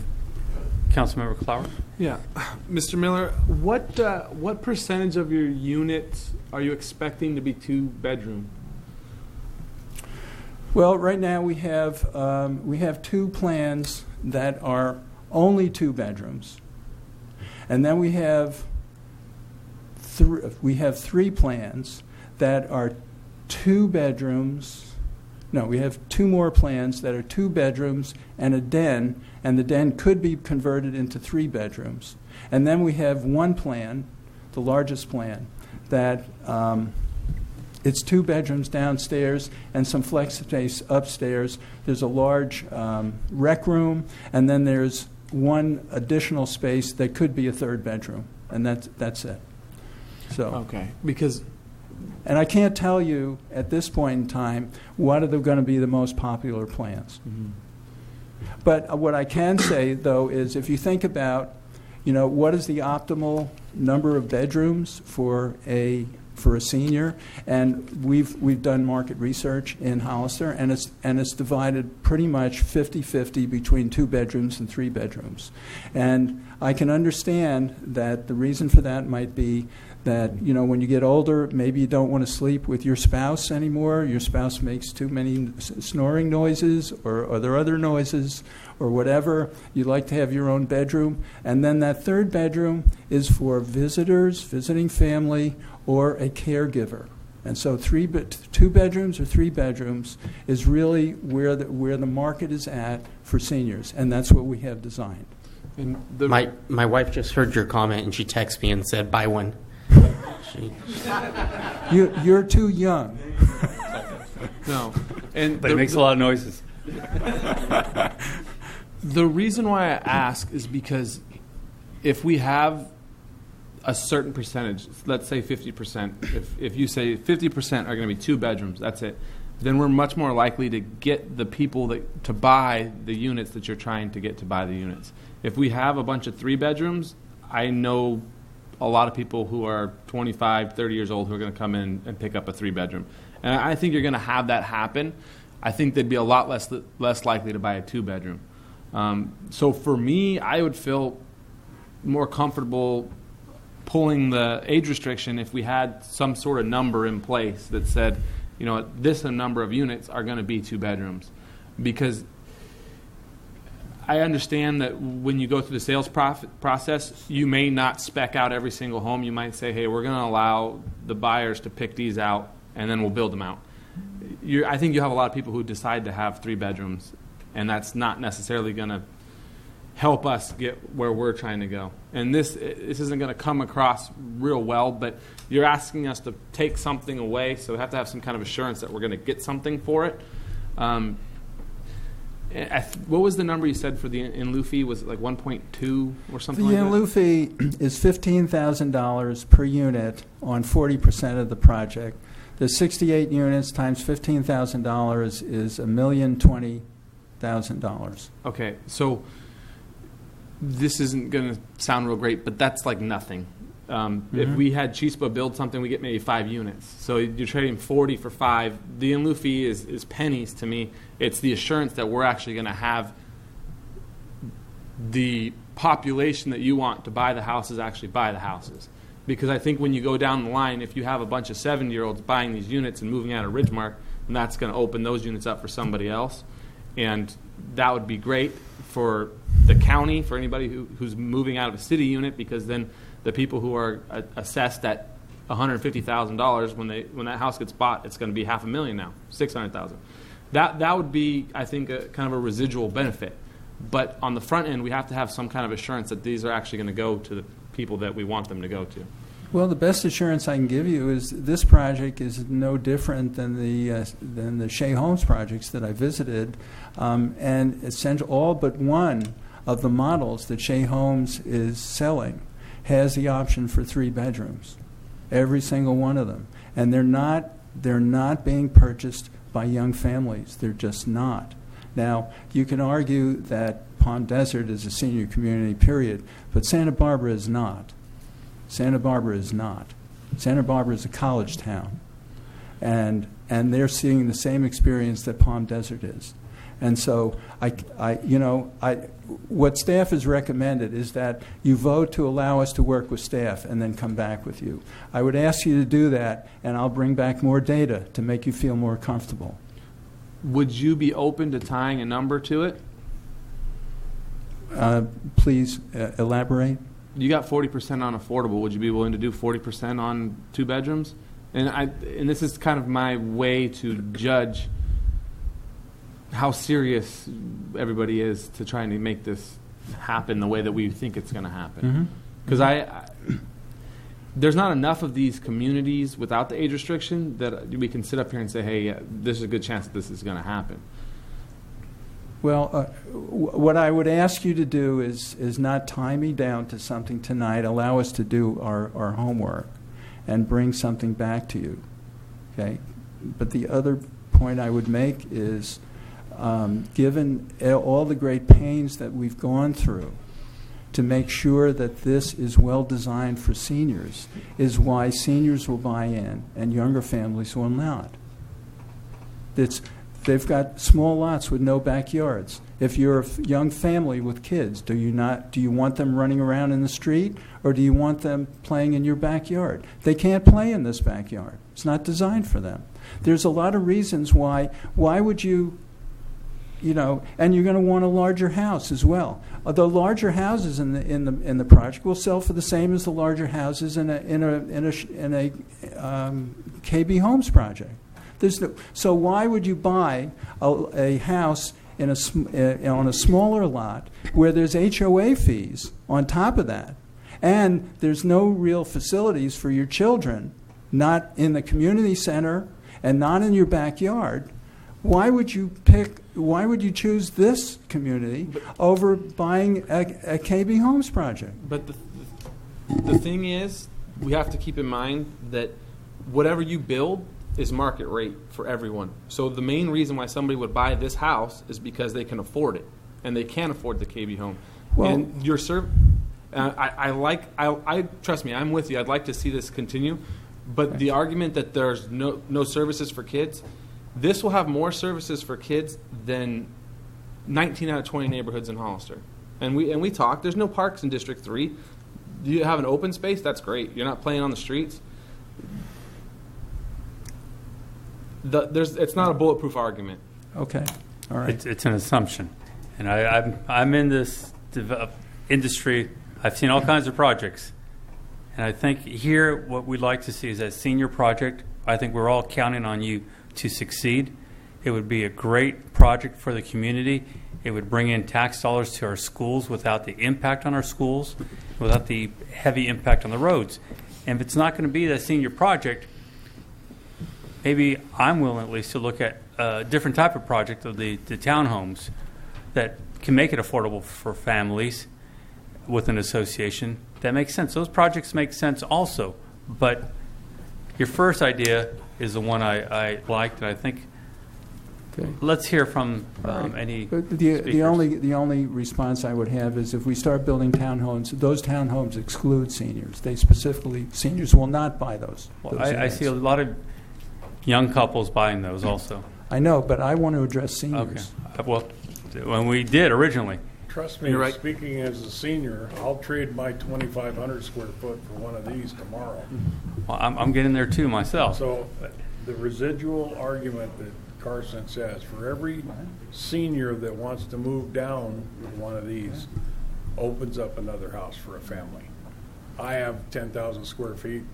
I hate mowing it. In fact, I don't mow it now. The weeds are getting the dog. I can't even find my dog in the backyard. But it's time to move, and every one of us that moves to one of these, because it's compact, it's secure, and it's walkable and all that stuff, opens up the market for, that's another house on the market every time one of us move. So it's not a community that is a starter home community, I don't believe it. There may be professionals that are 40 years old and not going to have children and want a small house like this. I'm sure there are, and there are policemen and firemen in that group too, that can't afford to buy a big house that would buy this. So I think it needs to move forward. Okay, if we can go to the speaker cards. Marty Richmond. I have to find a reason to say it.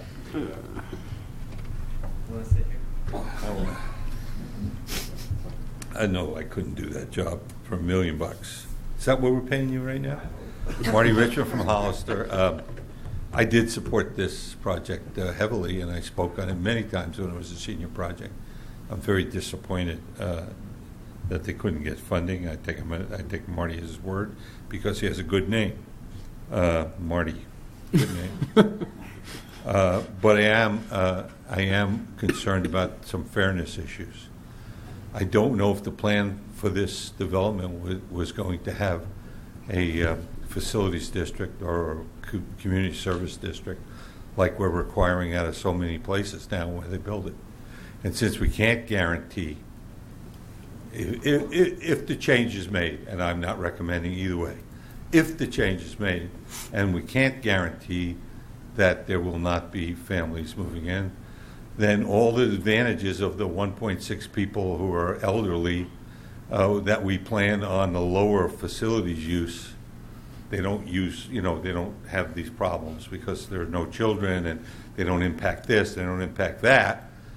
And probably because this is so far back when it was originally approved, it probably doesn't have a community facilities district requirement. I just think we have to be fair to other people who are going to build non-restricted, who are building right now non-restricted places, that we tell them, oh, you want to build something? Sure. Just if you want to get our okay, you better put in a community facilities district or a community service district, or we're not going to let you build anything. I think if you decide to change it for whatever restrictions you put on it, I think in the fairness, you're going to have to consider putting in a community facilities district rather than having the city as a whole pick up 170 homes that are not restricted and do not have I mean, I can't remember how many hours we spent talking about the benefits that you would get if it was a senior community.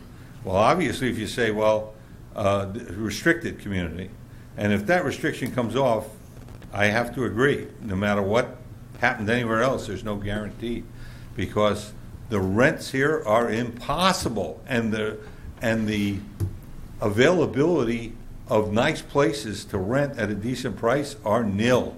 I mean, it's nil. Yeah, the horror stories I hear, okay? People telling me that if you want to rent a place that's decent, it's $2,300 a month.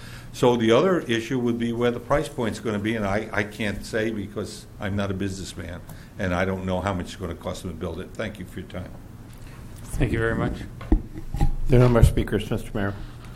May I just answer Marty's question real quick on the Community Facilities District? So they are part of Community Facilities District number 2, which is the sort of our public safety district. But if you'll recall, I don't know if it was in Abraham's report or Mr. Miller mentioned that there is actually a homeowners association. So everything inside the gates is actually taken care of privately. So we I'll go extra. oh yeah, just CFD2, yeah. So there wouldn't be a CFD4 with a prorated amount to take care of the frontage on the street? Correct. So all the streets, all the landscaping on Valley View, landscaping inside the wall, street maintenance, that's all part of their HOA. So we're not responsible for it. It's on the street side too? Yeah. So what about the actual street and the street lights? On Valley View? Yeah. Yeah, they would be responsible for that as well. From the HOA? Mm-hmm. Yeah, well, because they want to make sure that it's a nice... right? We still agree to that? Marty? No, we still agree to that, right? You want to make sure that even the sound wall along Valley View is kept nice. We that's exactly right. So it's all... I think he was talking about the actual streets on Valley View. Correct. But we're doing considerable work on Valley View. Yeah, they have offsite improvements that are... Well, Valley View will remain ours as a public street. They're going to be...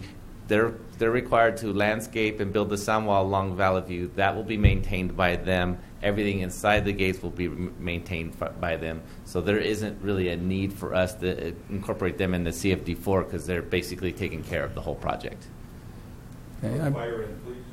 No, and that's where I say District number 2 is police and fire, which they are a part of. okay. And I believe we're doing some significant repaving on Valley View as well. So we are, and what I would point out is we're targeting seniors. We're going to be marketing the seniors. Yet, because the age restriction is coming off, we're going to be paying the full impact fees that everyone else is paying. So the city actually gets a double benefit here. Councilmember Gomez? Yeah, thank you, Mr. Mayor. Yeah, I'm kind of going to take a different perspective on this. And first of all, thank Marty for your patience. It's always lovely to work with government. So, number one, I'm supportive of the removal of the age restriction. I don't have any beef with that. I'm happy to see, obviously, that it's an HOA, and I think we actually need more development like that, allow the property owners to have a little bit more responsibility for their neighborhoods. So anyway, I'm supportive of removing the age restriction. I'm happy that the name's staying the same. I'm happy that you folks are going to be still targeting those specific folks. Will it open up the ability for other folks to purchase property, say a new family? Yeah, probably. That probably could happen. But I'm not in the business of dictating the market as an elected official. So I'm supportive of removing the age restriction. I have no beef with that. Thanks. Okay. Thank you. Any other comments? Okay. Is there a motion? Do we... Is this a action item? Or is it just direct staff to... Yeah, again, before I spend time going through the process of amending the performance agreement, I would like to have the council consensus to some extent to direct me to go down that path. I mean, that's sort of... So it's a consensus, not action. Okay. Okay. Is there I vote for it. Is there a consensus? Sure. Yes. Okay. So we'll start working on it and get it back to you as soon as possible. Thank you very much for staying through our party tonight. It was most enjoyable. And thank you very much for this. To it, you mean? Feel free to stick around for another item. Yeah. Thank you very much for allowing us to move forward on this. Thank you very much for coming out. Item G5. And we're continuing this item again. Sorry, Mary. Thank you, Mayor and Council. A few, I don't know, it's been probably a month or two ago, or probably 2 or 3 months ago, Councilman Gomez requested that we agendize an item regarding COG. What I've done is provided you with the memorandum of understanding for the City of Hollister and COG and the subsequent amendments to that document for the last couple of few years, or 30 years or so, whatever it's been. Mary is here to answer any questions that you have as it relates to the MOUs and how it was established way back when. Hopefully she has some history, because I have zero. And any questions that Councilman Gomez or any of the other councilmen people have, then that would be most appropriate at this time. Okay. Yeah. Councilmember Gomez? Yeah, thank you, Mr. Mayor, and I appreciate you bringing this and putting it on the agenda, Billy.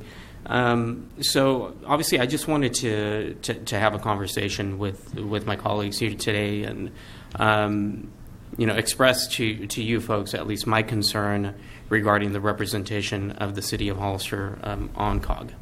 The City of Hollister, obviously holds around 60% of the population of the county of San Benito.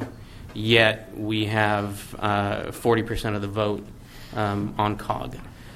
So that's a concern of mine, obviously, and I feel that COG is an important agency. I think it's good for us to be involved with the Council of Governments, but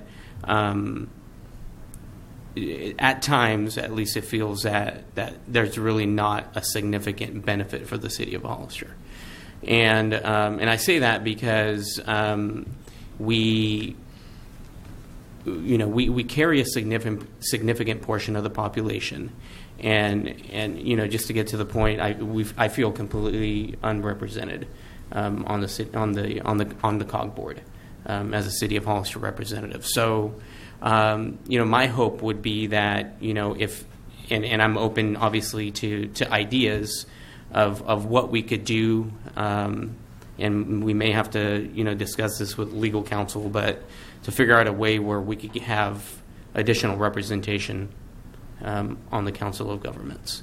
Honestly, that's what it comes down to. I think we should have at least a majority representation, considering the amount of population that we carry. So anyway, those were my thoughts on bringing this to the council, and kind of wanted to get your thoughts as well, obviously. Councilmember Friend?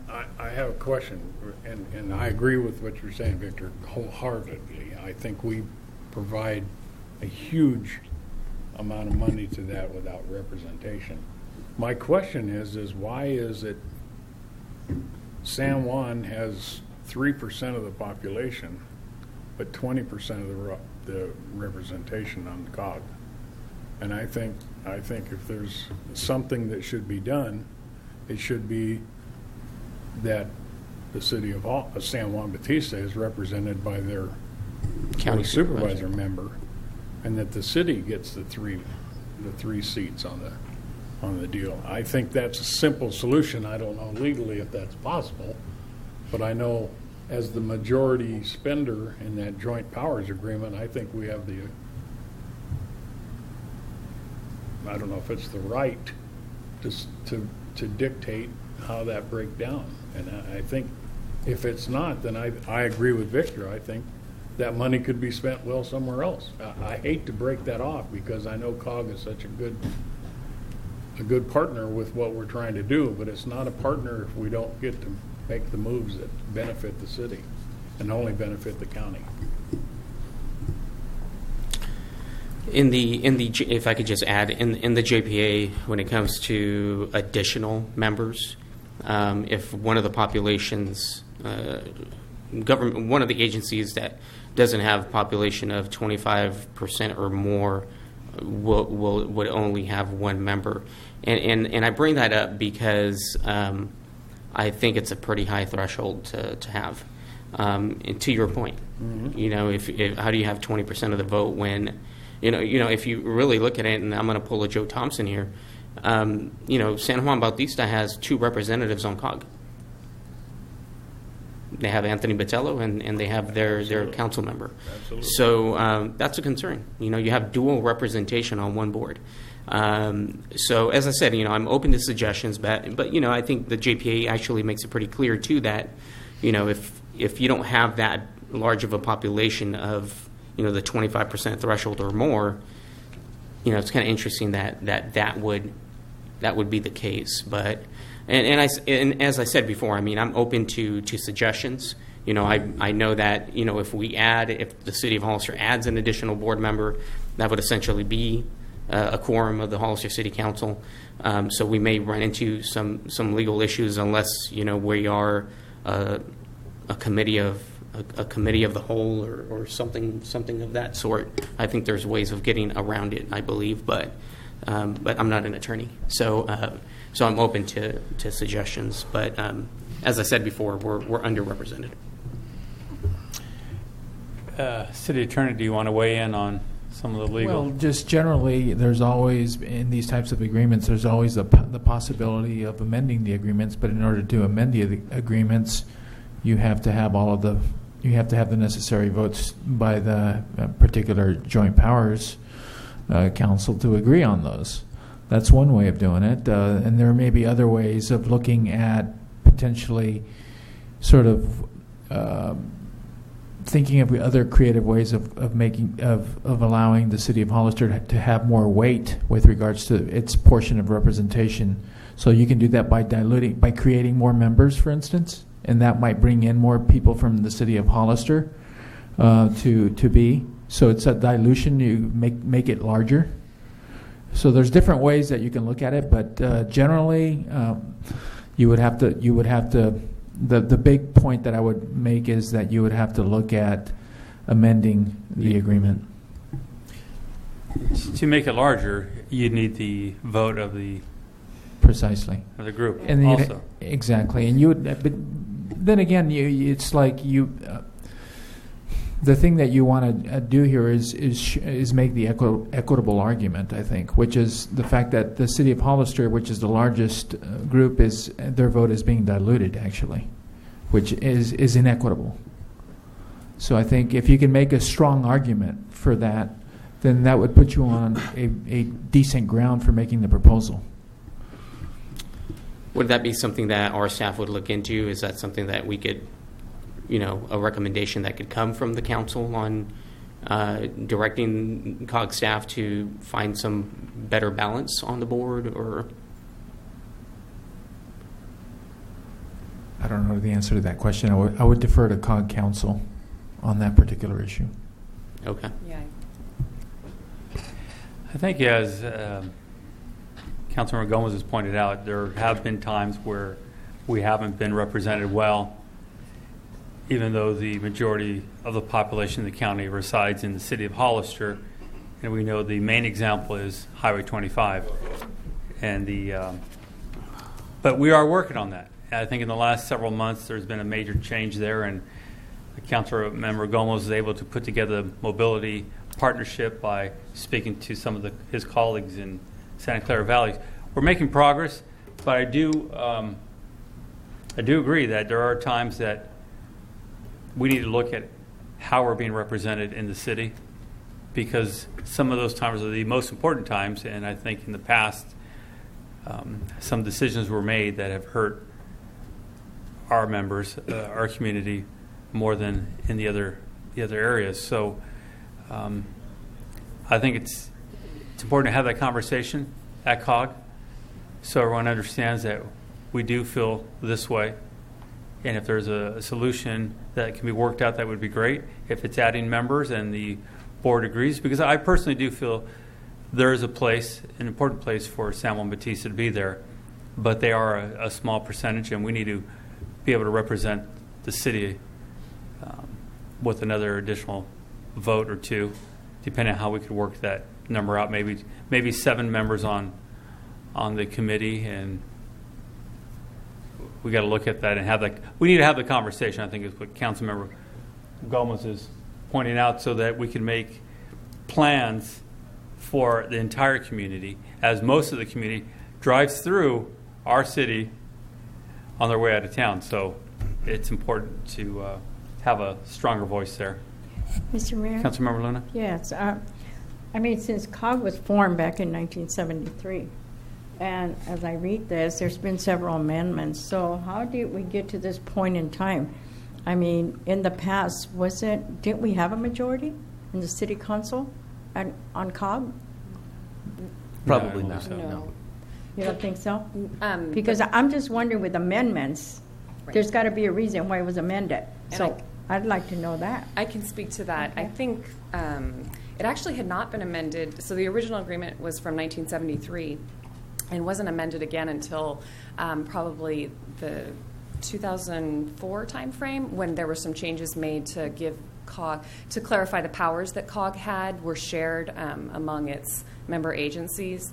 And then another amendment was recently made in 2014 to add Caltrans as an ex officio non-voting member. So that's the only change to membership that has been made since the original agreement. It's been 2 from the City Council and 2 from Board of Supervisors and 1 from San Juan Bautista. Okay. Are there any, Councilmember Clower? Maybe it's because it's after 10:30, but this sounds like it would be nice, but I just don't. I don't like being the pessimist, but I don't know where this goes, because we've worked with San Juan on a fire contract for 6 months and we can't do anything. So why do we sit here and expect that so they're going to just give up their vote? I don't. Unless you have a good friend on the Board of Supervisors, I don't see how this happens. Well, one of the things I think maybe you might be able to do is if this council is wanting to sort of maybe send a message and bringing it up to the COG board to take a look at COG board members change, and you might be able to get a majority to change the or make another amendment to the JPA in the future and increase the number of members. And as Mr. Diaz just mentioned to me kind of on the side, is that it is difficult to have 3 council members on there. You probably don't want that, but you'd certainly have 2. You can certainly do 2 council members and say the chairman of the planning commission or something like that. When you go to a 7-member board, at least you're getting that same representation from the city of Hollister. I mean, there's always going to be a board of supervisor member. There's always going to be a San Juan city council member, but it may not. It might be the representative might be somebody from another district that feels that it is important to have Hollister have more representation now. Were there changes made to the COG appointment from the County Board of Supervisors side? Yes. I think there wasn't there. Do you mean the individual made this year? This year. They threw Della Cruz off. No, that was this year. The 2 representatives are the same that they were in 2014 or 2015. A majority of the year. I know where you're going, Marty. Okay. And honestly, now that I think about it more, without getting political, the more I think about it, more I'm actually now even more concerned with us making any movement this year for certain reasons. I'm not going to say what they are, but for certain reasons, the leadership there is probably going to be anti-Hollister. So I'm unfortunate. I think now I'm kind of where Carson was or is, and it's kind of like, I'm glad this discussion is happening, but I think there's times to have conversations and times not to, and I don't know if this is the right time. If we can't get the representation, can we hold the money? We could withdraw from Can we withdraw from the JPA? So there's a financial support of COG item in this JPA as it stands. I can tell you that we have not been collecting that financial support from any of the member agencies of the JPA. We rely solely on our state transit or transportation funding that comes through directly to COG. So we don't receive any money from your general fund at this time. Oh, okay. So that there is a provision in there, and there is a provision, I believe, that states that if a member wants to withdraw its financial support, it can do so with some level of notice to the agency. Well, that even brings the question a little further. Then, if we're not giving the most money because we have the biggest population, if it doesn't cost us anything, and we're not getting any benefit out of COG because we're not getting the votes that we have to get projects that are necessary for the city, then why are we wasting two council members' time by going to COG? Why don't we just do it ourselves and not worry about what COG's doing? Do you want me to answer that? I mean, part of that question? That's a sticky way to do it, but. I can give my perspective on that. I'll just put it that way. Well, and I would understand your perspective, and I understand what. Well, there's certain state funding that's available to San Benito County through its Regional Transportation Planning Agency, which is COG, San Benito COG, designated by the state as that Regional Transportation Planning Agency. So those funds that support the agency and then support projects come through by virtue of COG being in place the way it is. I think maybe one of the solutions is to have a conversation with the county, and maybe one of their representatives can be from one of the districts within the city, that a majority of their constituents are from the city. There's 2 districts that are designed that way, I believe, now. And maybe the county would be willing to think about that. Sure that person or... Yeah, that at least one of those members is... You mean the person in Cuba?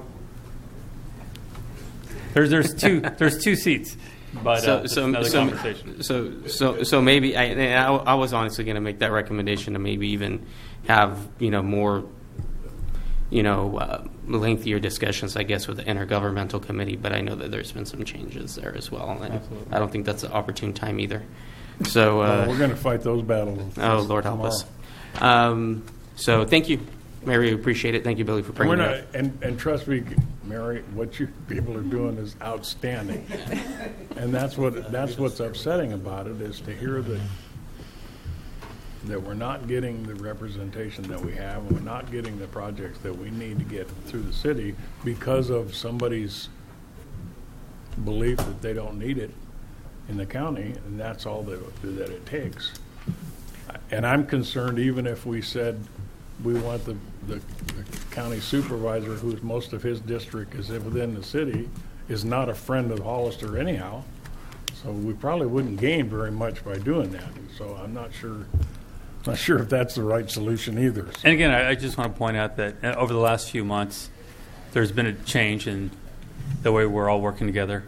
So I'm hoping and praying that will continue so we can plan projects together in the right way. Did we have any comment cards? Okay. We do. I asked that because I saw Marty rocking back and forth. It's my understanding, I may be wrong, and Mary can correct me. It's my understanding, the truth of the matter is, that the state takes 25% of our sales tax right off the top, and they're going to send it to COG. And even if we left COG, they would still get the 25% of our sales tax. That's my understanding. Of 25% of the 1% sales tax. Right? Yeah, I mean, I would maybe qualify my answer. And okay. Some of it might be to be determined. I've asked the question of the state, what would happen? Oh, okay, and they haven't given you an answer. But it's my understanding that the state's going to take the money and send it to them anyway, so it doesn't matter. It is interesting, though. We should take a look and see how much money we are contributing. The truth of the matter is, I don't think we have 66% of the population. I don't think we quite get the 66% of the money. I looked at it once, and I don't really have the number because I don't have the sales tax number in the unincorporated areas and San Juan, and I didn't load them together. We're probably putting in about 55% of the money, maybe 60% of the money out of our sales tax thing. And it is important to get represented because I don't want to quote you guys. I want to quote a member of the San. I want to quote, sitting together in a joint meeting, I want to quote the San Juan Bautista City Council, sitting there in a joint COG meeting, and I'm going to quote them, and it was over at the county, and you guys may remember this. You remember the last joint meeting? They said, we don't care anything about Highway 25. So the fact they were on COG and are responsible for roads and transportation throughout the county and throughout even the city, because they're on COG, for the roads that fall under that thing, they said, quote, and I'll quote, they had a little meeting and they came up and they went, we don't care anything about Highway 25. We just don't care. We just don't care means they're never going to fund it. So we all know what happened to Highway 25, and for the public, I can be political. Members of the county board did not want any development up in the Shore Road area, and they thought they would kill it by making sure that Highway 25 remained a concrete barrier for anybody wanting to go up or down it. That's all. It was that simple. And once they did it, the only reason they've changed their mind is because people kept pounding them about the fact for every year they're off the constraint list, they're going to lose 5 years of the road manufacturer. You know, they had the silly idea that, oh, if we keep it off for a year, we'll lose a year. But I talked to the Caltrans who said, you know, when you unfund it, when you take it off the constraint thing, we put it at the bottom of the pile, and the guy told me you can't believe how high that pile is. So, you're going to lose 5 years for every year you stay off the list. That's my estimate. Thank you for your time. Thank you. That same city councilman was against Highway 156. All right. Thank you very much. H, I, J, and K, there is no business. Second. There's a motion for adjournment. Second. All in favor? Aye. Motion carries. Thank you, everyone, for staying with us tonight.